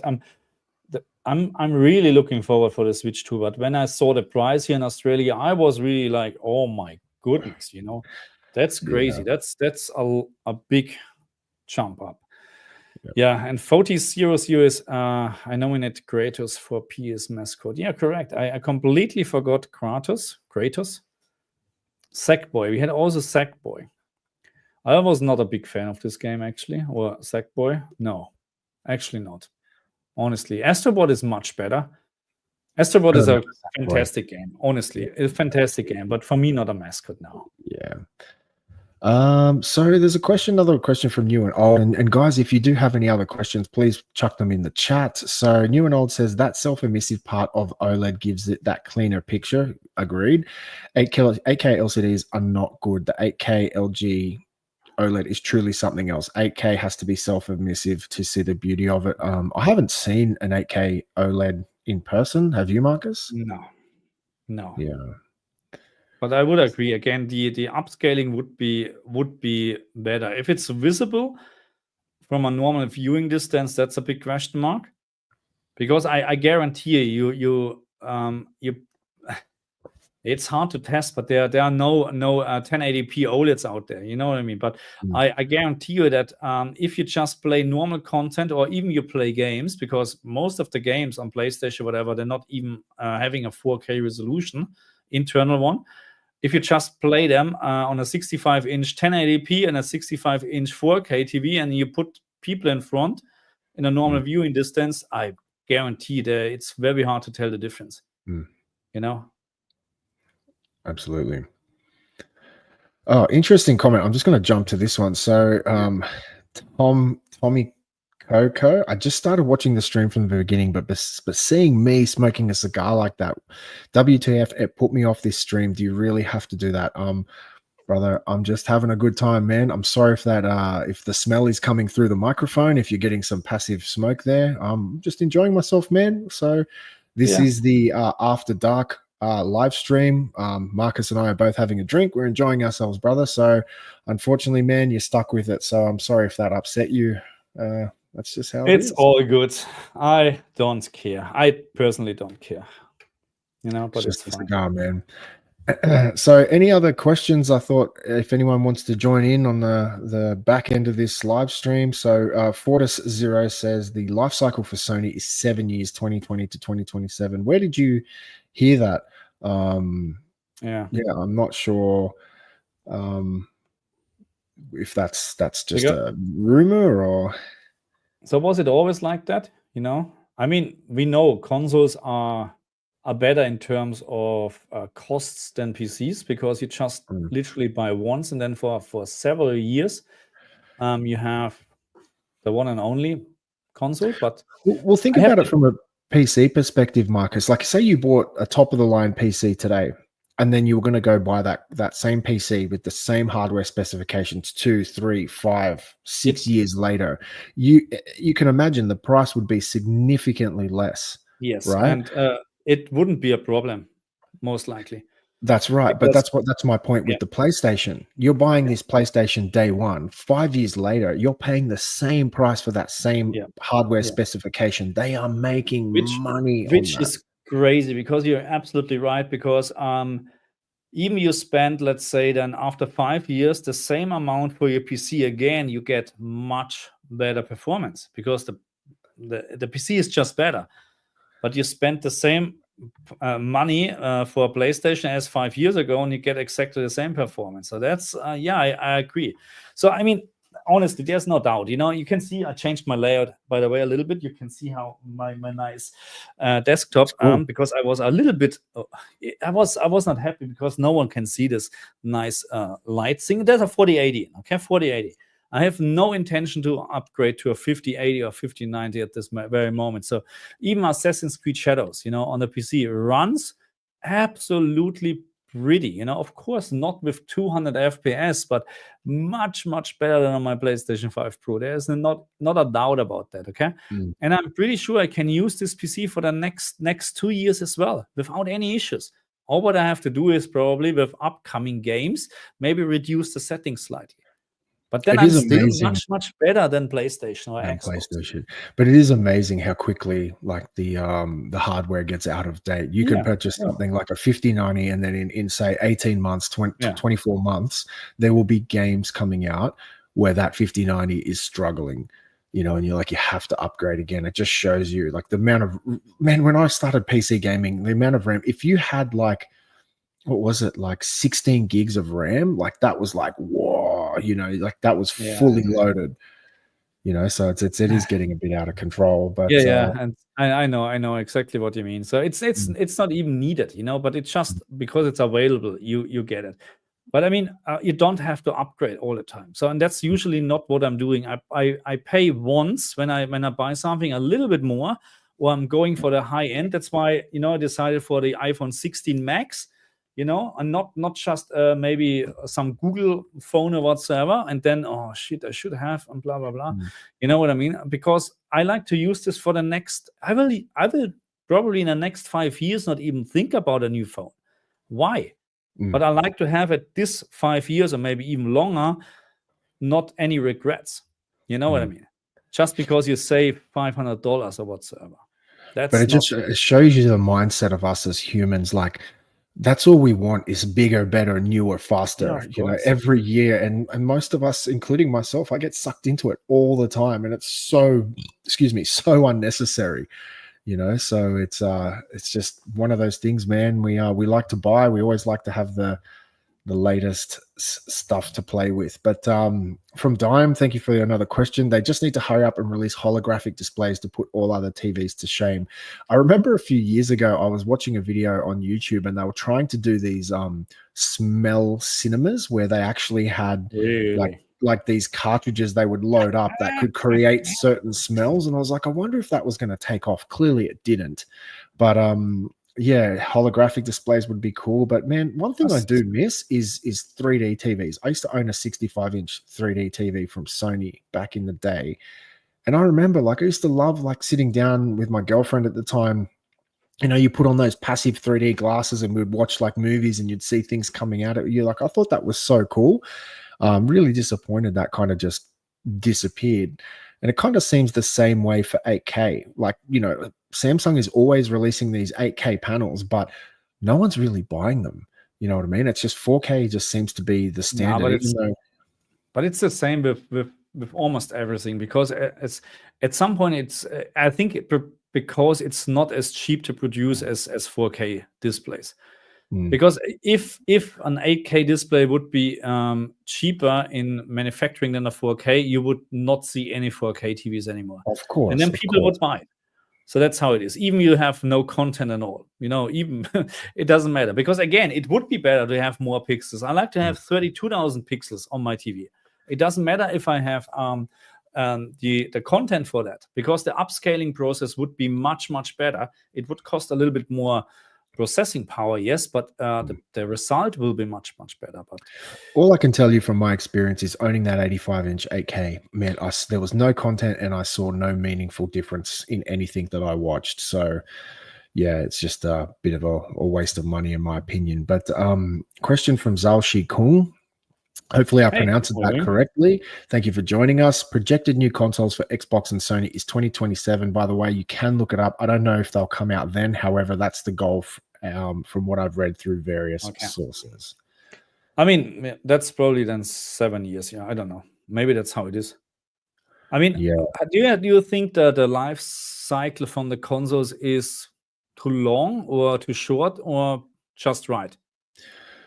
Well, it's interesting because generally speaking, near the end of a console's life cycle is when you see the best optimized games come out. They've managed to really dial everything in for that hardware specification. And then you get a new generation and it kind of all starts again. As I've said in our previous live streams, it is weird. As I've said in our previous live streams, in my opinion, because I'm a big Xbox supporter, I'm an Xbox fan, I like the underdog. I think if Microsoft is to release one more, and I'm still skeptical if they will, I certainly hope they do, they need to really be in front of they need to be in front of the PS6. So whatever, instead of just coming out with parity, PS4, Xbox One, PS5 series, they need to be PS6. It needs to be Xbox. They need to have a good, especially headroom. when they maybe putting Steam on, and why not? Why not putting Steam on? But then you would have, you have to have an argument why you would buy an Xbox over on PC to play Steam games, and the argument can't be that you play them in 30 FPS. The argument must be because pay $2,000 for the Xbox, but you can play this, and all the games with 120 up to 120 FPS in 4K. That's how powerful it is. Something like that. Well, also the whole keyboard and mouse thing comes into effect. So, for example, I purchased Quake 1 and 2 on my Xbox, and for that, I had to use a keyboard and mouse because you can't play Quake with a controller. It's just impossible. And so I didn't mind it, man. I bought that, what was it, the Razer keyboard and mouse. It had a little slide out kind of keyboard tray. It came with a mouse. And man, I sat there and I played some Quake 1 and 2 on my couch. Absolutely loved it. So it just, and also now with the crossplay, you're able to play with PC gamers on a controller with keyboard and mouse. Crossplay everything is crossplay, and I like it honestly. And just I know that no one is playing this game, but Baldur's Gate 3 patch 8 was released, and now it's supporting crossplay through crossplay. And I'm looking forward to start a new game with all my 2 friends what I have playing those games. No, but crossplay is very, very important nowadays, in my opinion. There's no technical reason why it shouldn't work, honestly. I mean, yes, let's get this straight. Of course, you can't play with PlayStation 4 players or something like that, or there would be a big difference in terms of maybe you play a shooter game or whatever, Fortnite, and PlayStation 5 Pro can play in 120 hertz, and you PlayStation 4 crossplay is just 60 or 30 FPS. This would be a big disadvantage, but I love crossplay. Cross save, it should be implemented in all games, especially cross save, and crossplay is a must have, in my opinion. Cross save is a big one. I remember when I went from Destiny, and a lot of my stuff didn't come across on Destiny 1. I think they fixed that on Destiny 2, but yeah, that's a big one, man. But I see no reason why they can't implement PC games on the console and offer keyboard and mouse and controller options, you know. So I certainly think a lot of people, particularly me, I would happily pay $1,500 for a Xbox that is high spec, you know, gives me more performance. But just if it's not a pure Windows application, because what I really hate is the stupid updates and then nothing works at the end and stuff like that. That's my experience with PC. That's why I don't like it anymore, because I don't know how much time I wasted already when I came home from work and I said, okay, let's do a video, let's start recording. Say, what is this? Why is it not doing what it has done last week? What changed? Oh, there was a Windows update. Okay, is there an issue? Or roll back the driver. Okay, now it's working. I hate this. I don't have time for this one. That's why I like consoles, you know, because usually you do an update and everything works. So there's hardly any issues with any updates, because I have the feeling the quality control is maybe still better. And yeah, if Xbox can do it like Apple, you know, in terms of update and it's running in the background, you don't even notice anything, it's just working, let's do it. Okay, I'm happily sell my PC, I'm getting an Xbox for Steam or whatever, because at the end it's the same. But I don't like to waste my time with settings, with this and that. I just don't have the time. Well, that's always my main discussion and argument with Xbox and PlayStation. I love the fact that there's no drivers, there's no antivirus, there's none of this crazy stuff. You just kind of do your update, kind of like a MacBook and an iPhone. You do your software update, everything is done. So, yeah, it's definitely a pro. Everything is done with one update, you know. Update. So you know, you have to upgrade. So on a PC, there's no chipsets driver. There's a Windows update. There's a new NVIDIA driver and whatsoever. So many things together, and of course, everything goes wrong. You know, I'm just fed up of this. Well, it's a pros and cons, because the beauty of a PC is you have so many different choices and variations. You can build whatever you want, right? Correct. But with an Apple device, it's one set of hardware. It's one set of hardware, and it's like it's just update and it's done. I fully agree, but the older I get, the more I value time. The more I value time over money or whatsoever, you know, because there's just 24 hours a day. That's it. That's it. Agreed. You know, and I'm getting so frustrated. Sometimes, you know, you come home, you want to do something, and you need to consider that, you know, full-time job, you come home until the little one sleeps or whatever, it's 8, 9, and then you start working on a project and you like to finish it maybe, and then suddenly it's 2 a.m. in the morning. So you can't do this all the time. And then sometimes I'm just, you know what, I'm not even starting. I'm done. You know, that's certainly attracted me to the console and Apple ecosystem. But question for you, Marcus. I would not upgrade to the 5090. I upgraded from a 4090, and I scratch my head sometimes the massive games that will come out when the 6000 series. So is it the massive games that come out will come out when the 6000 series come out? Yeah. I mean, look, there's always, you know, you upgrade when you like to upgrade. Okay, there's no wrong time, in my opinion. There's no correct time, because if you like to upgrade, if you need more power, then upgrade. Okay, I don't see the need that I need more power on my PC, not at all. The 4080 what I have, yes, it's just a 4080, but I can play all the games with at least 60 FPS. Yeah. With at least 60 FPS. And the settings sometimes what you have to change to achieve maybe 20 FPS more are not visible if you're not doing a zoomed inside by side comparison. I guarantee you this. I guarantee you. So I made a video between Ratchet and Clank PlayStation 5 version, not Pro, with the PC version back then. And I told people, this is silly, this is crazy. The texture quality on the PlayStation 5 is better than on the PC. And why? Because I can't use the high-end option because there's a bug. I have to go back to medium, and it's still not fixed. It's still not fixed. And with medium setting, it looks worse than the PlayStation 5 version.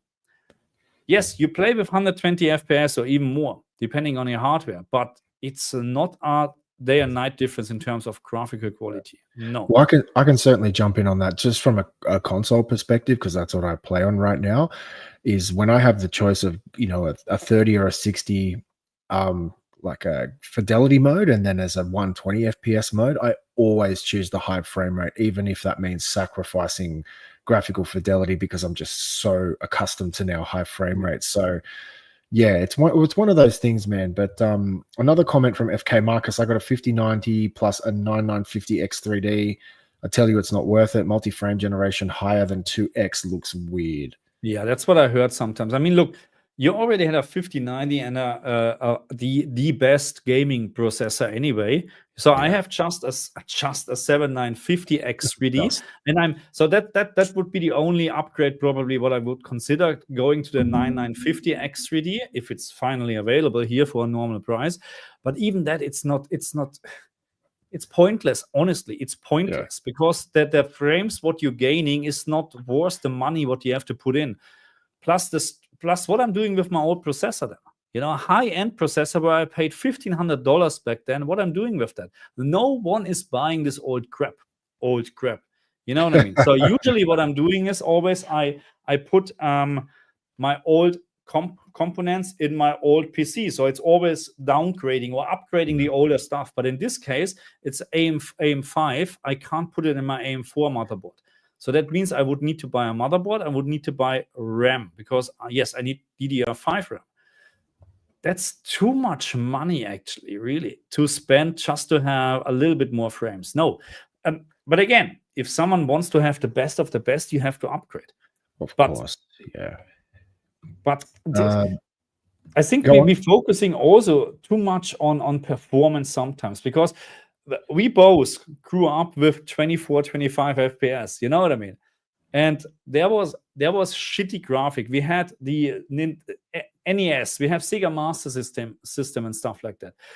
The graphic was shit compared to today. Okay, so most of the game just a couple of pixels, but we had more fun than nowadays. We had more fun. Full stop. I had more fun playing games back then than now. I don't know. Yeah, and that's why arcade machines were so good, because quite often a lot of them were higher frame rates. Like I was a big fan of Mortal Kombat. You go play Mortal Kombat on the arcade, it's 60 FPS. It looks great. It runs great. Then you'd go home and go, oh, this is trash. I miss those days. You get that kind of higher performance on the better hardware. But just another question from 4-0. Normally, Sony releases a new gen every 7 years. PS1 to 2, 5. PS2 to PS3, 7. PS3 to 4, 7. Okay. So PS4 to 5, 7. Yeah, look, if you're going off that, I guess that's a good hypothesis. It's hopefully. And do we think it's a good time frame? I mean, from a spending point of view, yes. But what about performance? Because you stick with the same hardware and you need always to consider when you can buy a PlayStation 5 or the Switch 2, in a couple of months or weeks, it's already old because the development is already going on for years. So the hardware what you get is already absolutely, I wouldn't say trash, but old. So and then you have 10 years for the Switch 2. So that's crazy. So just a couple more questions. FK, did you check Samsung Odyssey glasses free 3D monitor? I've never seen it. No, sorry, no. That's a question for maybe Ariel has tested it. I'm possibly, not sure. Yeah. SB Digital, he said he's 6:30 a.m. on the East Coast of America. Good day, mates. Thank you for joining us, SB. Morning, thank you, always around. So Dime says the Apple Vision Pro lets you make any display size you want when watching a movie or playing a game. Maybe one day it could make TVs obsolete once the tech improves. Look, Okay. man, like I certainly can see the appeal to it, but like not everyone wants to walk around with a big chunk of hardware on their head.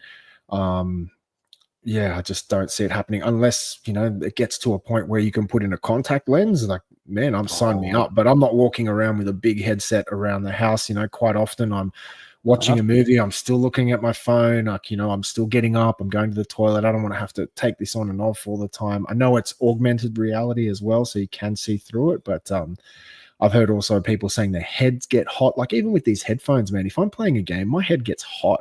I don't know about you, Marcus, if you get that as well when you're playing a game. And even if they're loose, they start feeling tight after a Of long course, that's extended normal. period. I mean, Oh, that's normal, yeah. But yeah, don't be a chicken here, unbelievable. Just me all the time. Get used to it. No, but you're another, right, of course. You're right. Yeah. SB Digital, another comment. Assassin's Creed Shadows has been a dream on my 77-inch QD OLED. I'm giving Indiana Jones a go on the Pro. Yeah, man. I Yeah, need to play apparently Assassin's it's Creed. a good upgrade from the Xbox. I haven't tested it, and I probably will not do it. It's just too expensive, actually. Just for I'm honest with you. I don't think a video will get a lot of views because it's an old game already. I don't think many people are interested in a game like that anyway. And then it's just now an update on the PlayStation 5. So, but anyway, maybe I'll give it a try. I'm not sure. Yeah. And SB saying he's listening to our convo while he's getting ready for work. Thank you, brother. Appreciate Poor that. guy, poor guy. And guys, we're on the tail end of this live stream, so please, I'd love to see some more questions or comments. Anything you can contribute to our conversation, it's very welcome. He's also saying playing the Pro in quality mode at 30 FPS locked using motion interpolation will make it look like 60 FPS. Yeah, but there's input latency like crazy in 30 FPS or not. So, I mean, I tried this. I made a video about the true motion implement. So with Zelda, especially. Zelda is a locked 30 FPS games on Switch. And I just tried true motion, I think is the right word for LG. And in terms of picture clarity, wow, this looks, I would even say it looks better than 60 FPS. This looks absolutely wow, mind-blowing. And I made this very clear in my video. This is a quality I have never seen. And I tested this on the G2 and the CX. So the CX sometimes had a little bit of issues, stuttering or whatsoever, then sometimes tearing. But the G2 was absolutely flawless, probably better processor. Okay, I haven't tried it on the G4, but in terms of input lag, it was almost unplayable. It was almost unplayable.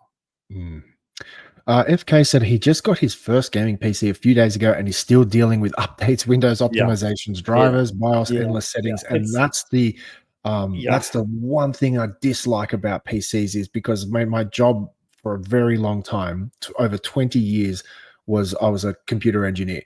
So all I did day in, day out at work was fix problems on the PC, drivers, BIOS, antivirus, like all this kind of stuff. I used to do like all the servers, Active Directory, man, and I just got so fed up with it. And my personal setup is all Apple now. And it's like I said, it's just that one software update. Everything is bundled in. And obviously there are super big benefits to having a Windows PC, but absolutely that kills me.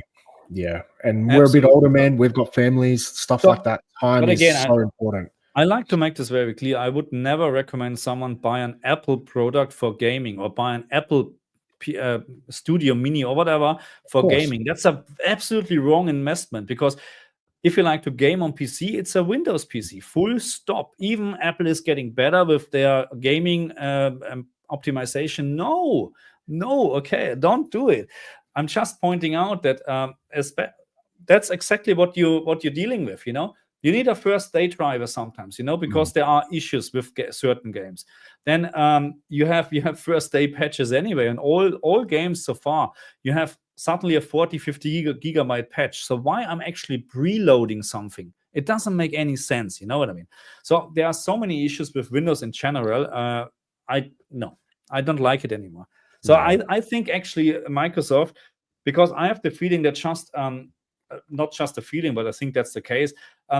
They haven't changed their how should you say, the core software since Windows XP probably, or whatever, which was great. Windows XP was great, don't get me wrong, but they're just building on the same software. They're just adding features, and making it actually heavier, I mean, yeah, it's quite bloated. Yeah, I mean, yes, Windows feels snappy on my PC, but that's because it's a high-end PC. You know what I mean? Better. On some laptops in the workplace or whatever, I'm going nuts. Even what is this in a Intel 9 series, whatever, blah blah. Really, oh my god, you click on something and wait. No, it's absolutely. It can be much better.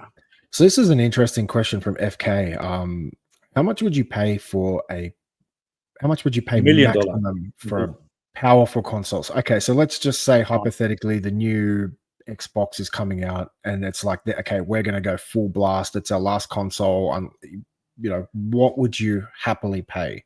So okay, let's say they're coming with let's say in 2 years they're releasing, or let's say in 2 years they're releasing a Xbox with the power of a 5090 plus the latest AMD processor, whatever. It's going to be expensive. Let's say like that, okay? $2,000. I would pay $2,000 because you need to consider 2 years or whatever. So 5090 is not as much worse, but $2,000 is what I would heavily pay, but you would not get a 5090 experience. I was going to say, man, you're not even going to get a 5090 alone for $2,000.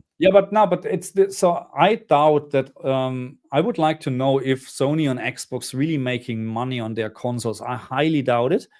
I would say that maybe Nintendo is making money, especially more end of life from Switch, and the price was always a little bit higher compared to the performance of the other consoles. Now I think they're making a huge profit actually with the consoles. That's my opinion. I think it's different with PlayStation and Xbox. They're not making profit with their consoles. I might be wrong, and it would be the same, because you actually earn money or gain money with in terms of Xbox or with Game Pass and selling games. That's how Microsoft would make money, not with selling consoles. Yeah, it's a tricky one for me. I don't own a gaming PC at the moment. At least in Australian dollars, I would happily pay up to $2,000 for a high-end console. Just as I said many times, I've got a high-end TV. I'm not getting the most out of it. I can go on YouTube and watch, PC games that have been captured through YouTube and see how insanely good they look on my TV. And then I go to my Xbox and it's obviously a significant graphical downgrade. So yeah, for me, man, I would, and that's the thing, they could do it in so many ways. They could do something where it's like, okay, we're going to release a $2,500-$3,000 console, but it's digital only, and they're going to smash us on software prices to make their money back. You know what I mean? So if they give us something really high end, and because we know digital prices are notoriously more expensive than physical, they could say, okay, digital only, it's going to be $2,000. We're going to lose money on it, but we anticipate over the life cycle, the say 3-5 years of that console, you're going to have to pay 30% more for every game, and that's how they're going to make their money back. Man, sign me up. I'm just a console gamer these days. Because if you're honest, and if you're a gamer, you know what I mean. How many you buy all the triple games you're interested in? You're not spending thousands of dollars per year. You know what I mean? I mean, if you buy, of course, every single game what is released, I mean, then maybe you have a problem. Yeah.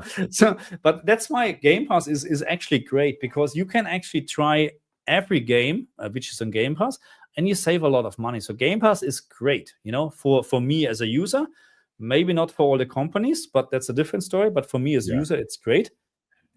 PlayStation Plus is not even close to Game Pass, in my opinion. Yeah, absolutely. But just quickly, Old Man Was, I got to go, guys. Thank you for the stream. Much love. Enjoyed it a lot. Cheers to everyone in the chat. Have a good one. Thank you, Old Man Was, for joining us. Appreciate that. So yeah, just quickly coming back to this one here. Yeah, you make a good point, Marcus. And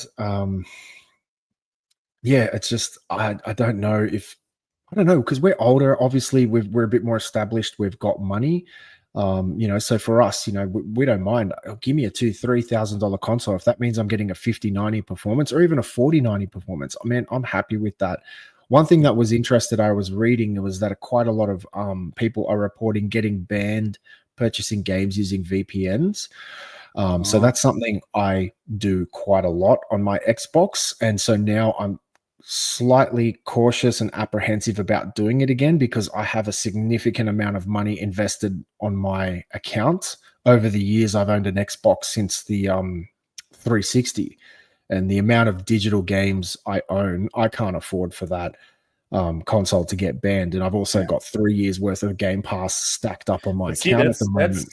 that's the thing with digital only, and there's so many people saying, "Oh, digital only is the perfect thing." No, it's not. You know, it has advantages as well, but there are so many disadvantages like that. You know, if they want, I mean, would be interesting how the Australian law is in regards of that. You know, because Yeah, I don't think they, if you use a VPN or whatsoever, because if you're not if you're not breaking any laws, then they can't just cancel you. You know, it doesn't work like that. You yeah. know, because I'm you not invested sure thousands of dollars. You know. about their terms and conditions though, Yeah. because technically I don't know the legalities of it, but essentially what I'm Yeah. doing is I'm going to, say, a key site that sells Yeah. I keys know. for, Yeah. say, a different region. It might say Brazil.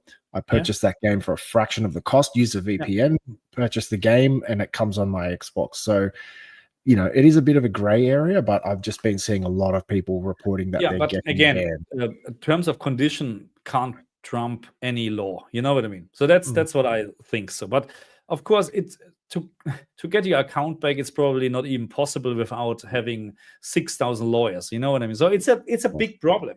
I get this. So, and that's why I don't support digital only. You know, Yeah. the only way why it's working on PC very, very well is because you have a lot of competition actually compared to consoles. So and first of all, I think Steam is actually very, very user friendly. Honestly, that's my opinion, because you're getting the games to a fair price. In my opinion, they're not overpriced. You have a lot of sales, and you can use keys from other sites as well and stuff like that. So Steam is very user friendly compared to Xbox Shop and PlayStation Shop, and especially Nintendo Shop. I mean, that's the worst. Well, it's like any product, they want to lock you into their ecosystem, Yeah. just like Apple or anyone else.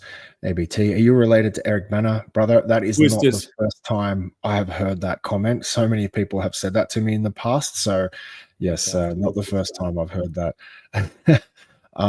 Okay, so Dime also says if we want Bleeding Edge, we have to suffer with Windows, unfortunately. And yeah, that's true. Okay. Cracky one says maybe when Valve releases Steam OS for PCs, things will get easier in terms of updates and drivers. El There's still no Nini, Steam OS. what's up? So there's still no Steam OS for PC. Really? I use Steam OS. It was Linux based. Yeah, I'm pretty sure. This is years ago. So there's still no PC version. Really? Yeah, Wow. there you go. So SB Digital also says high-end PC/console hybrid would be awesome, and I know Ariel Plasma TV for gaming is a big for it. I would want to see some PC games or PC level hardware, but I just don't want the PC complexity, if that makes sense. Yeah. Yeah, no, I agree. So especially, the biggest advantage from console is plug and play. You start your console and you just start playing. Okay, that's why I even don't like when you have suddenly 5, 6, 7 different performance options in a game. What we have seen lately since the PlayStation 5 was announced or This new released. trend. Because you're just wasting actually time testing which mode is the best one instead of enjoying the game. That's my experience. That's why I don't like it. And back then when you had a Super Nintendo, you put the cartridge in, you played, and a loading time 0. milliseconds or whatsoever, back then, and you just played the game. Happy days. Yeah, the frustration is, and it's not just with PCs, it's with consoles especially. Everything is so internet dependent. Like even if you purchase a game physical copy for a console, most days it won't let you play it unless you talk to the internet, whether it's to get a license or to get a patch. Because I mean, I can't say for sure, but I'm certain some games that have come out day one, the disc is just a placeholder because you're downloading correct.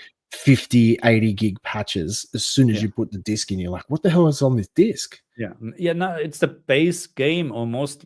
Yeah, but you can't play without the first day patch, or you can, but then it's not a good experience. So what they actually should do is maybe you should be able to buy the digital version, and for, let's say, you tick a box, $5 more, whatever, at the end of all the updates, you get a physical version with all the updates in. You know what I mean? This would be fantastic. Well, the But biggest rot I'm seeing is they have like the base game digital, then you can buy like the base game with like a DLC patch or a season pass, and then you can get the ultimate one, which includes like a couple of silly skins or something like that, and that's like insanely expensive.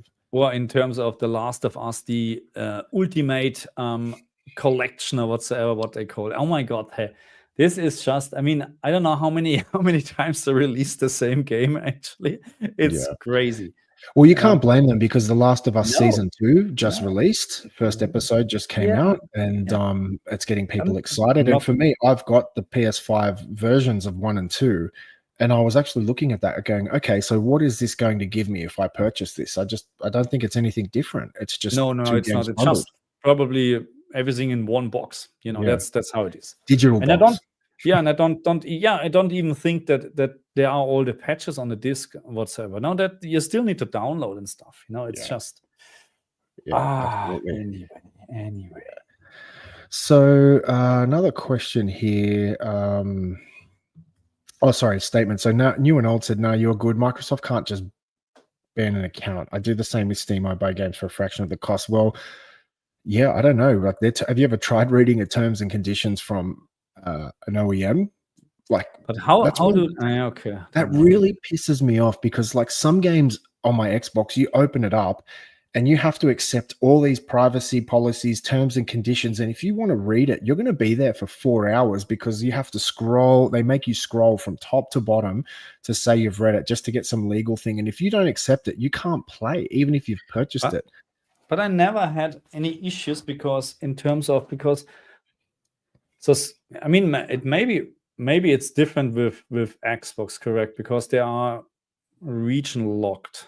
Yes, but Steam is not region locked, for example. Not anymore. They don't do region locking on modern consoles. You can buy discs overseas and they'll work on. Yes, but in terms of the shop, it's region locked.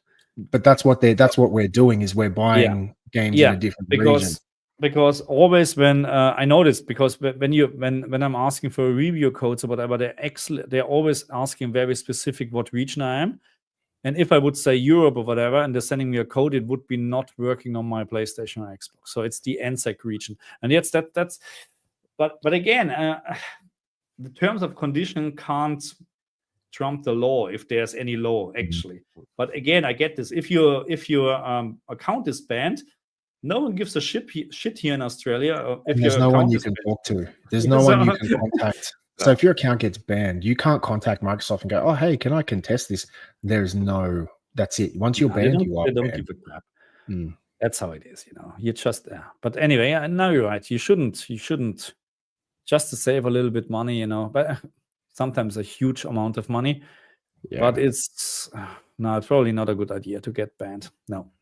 The one thing I will say is when you own multiple devices like I do, because I have several TVs in my home, I actually have a PlayStation and an Xbox on every TV in every lounge room.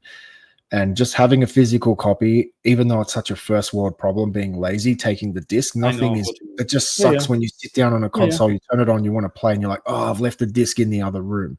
So that's what drove me to digital. Even if you've got one console, most people swap between games. It's very rare for someone to just play one game at a time. I'm always swapping games, and having that digital store where you can just load it up is so convenient, but certainly comes with a price.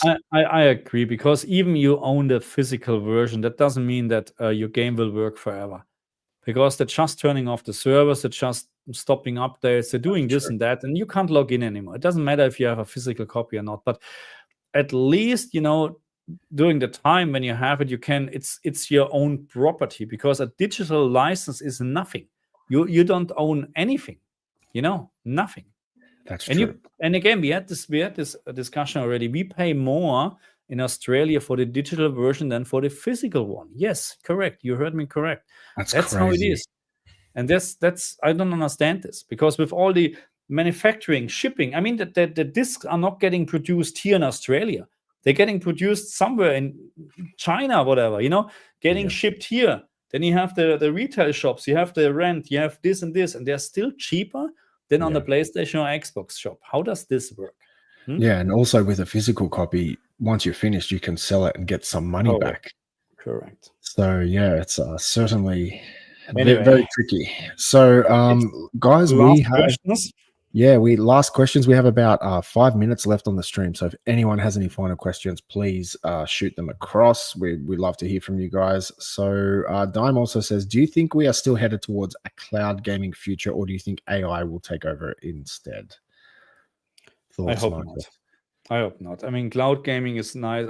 It's nice to have, but it will never be the same experience as when you have a console directly connected with all the issues, bandwidth and compressing and latency. No, it's just, I can see a couple of games like Civilization. It doesn't matter if you click and half a second later something is happening. It really doesn't matter. But playing Doom cloud-based, no, there's no point. No. Yeah, nothing is going to be able to beat that local No. experience when you have your hardware directly connected, because at least for us, and I would dare say everyone here who was joining us, we are looking for the most ultimate experience. We are looking for the highest graphical fidelity and the lowest latency. We are chasing milliseconds.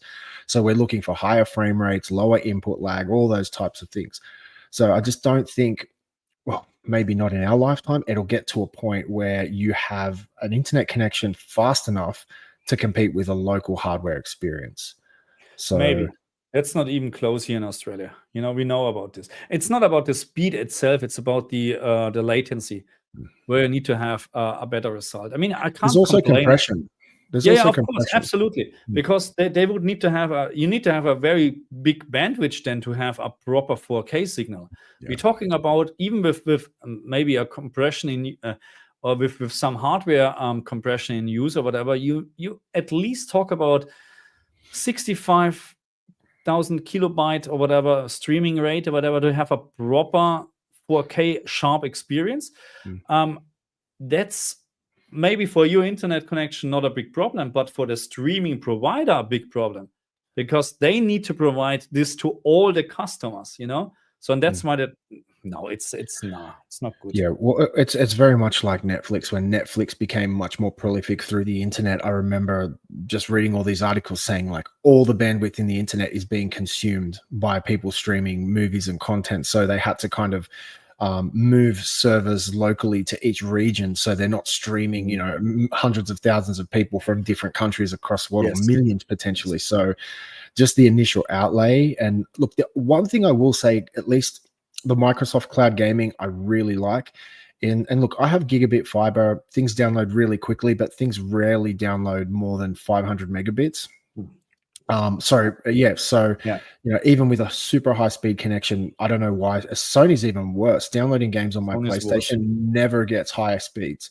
But the one thing the cloud gaming is really good for is if I want to play a game, and rather than I can just click on it and maybe play the first 10 minutes and go, okay, cool, I want to download this locally and then get a higher quality experience. I experienced the same. I have also got a gigabyte connection, and the only time when I can use the whole bandwidth from my internet provider is Steam.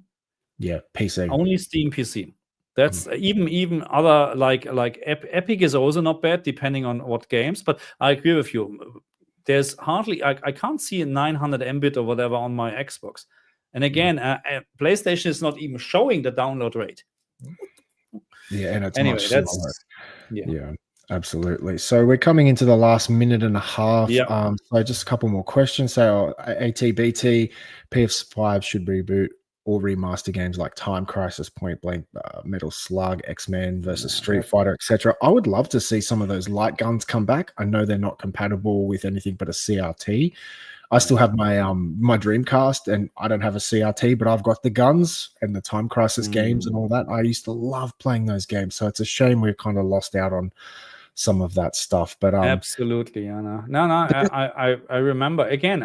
Jack and Dexter, give me a Jack and Dexter remaster, the first part in PlayStation 5 graphics. I'm buying it.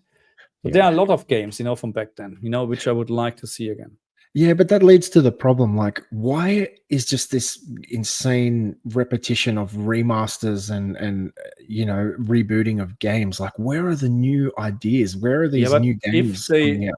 If they would at least remaster or remake games from a long time ago, but we see the same game like The Last of Us within 2-3 years, 7, 8, 9 times released. It's stupid. You know what I mean? There's no, you're not getting excited anymore for this. No way. And this will certainly show my age, and I'll be very interested to know if anyone here knows this game, Toe Jam and Earl. Do you know that game, Marcus? Toe Jam and Earl? No. Yeah, that was on the Sega Mega Drive or Genesis if you're in the States. That was one of my favorite games back in the day, but I would love to see a remaster of that. But I played Alex Kidd in Miracle World. Alex Kidd or Wonder Boy? That was in the Master System. Oh my that was goodness. The built-in game. You didn't even need a cartridge for that. You just turned on so. Yes. Yeah. That was this was the mascot from the Sega back then, yeah. Oh my God, we had fun. Really unbelievable. Absolutely. Well, the old days, man, they were much better, and I can certainly say a lot of these old new games, they're just remasters of the old games. I would like to see some new IPs, some new games come out, but it just seems like developers are putting so much effort into ray tracing and fidelity, but they're not bringing out games with depth and substance, games that kind of keep you coming back. So that's why I feel like some of these older games do so well. But great Genesis game. So Dime knows that game, and Battletoads too. Absolutely. So oh my God. There are a couple of good games. Yeah. Absolutely. There we go. So SB Digital said Toe Jam and Earl was released in 1991. So that shows my age right there. Yikes. We are getting old. But I think we're probably at the end of the stream. What do you think, Marcus? Yeah, we are. Absolutely. But it was fantastic. Guys, thank you very much as always. Yeah, as always. I just want to say thank you very much. I know most people are here from Marcus's channel, so thank you very much for joining us. I really appreciate Marcus allowing me to join him on his stream. Thank you, everyone. Thank you, Marcus, and everyone who asked questions or participated. Thank you so much. It just makes this stream so much more fun. So I have such a great time doing it with you. Absolutely. Okay, guys, next Wednesday. I'm not sure if I can join Sunday again with Ariel. This is a little bit difficult at the moment, the weekends, because my wife needs to work on the weekends, so probably not. But Wednesday is always a good time, okay? Absolutely. AP, great stream. Gents, see you next time, and new and old. Thank you guys for a good morning stream. Lovely as always. And yeah, thank you very much, everyone. We can't thank you enough. So we look forward to seeing you this time.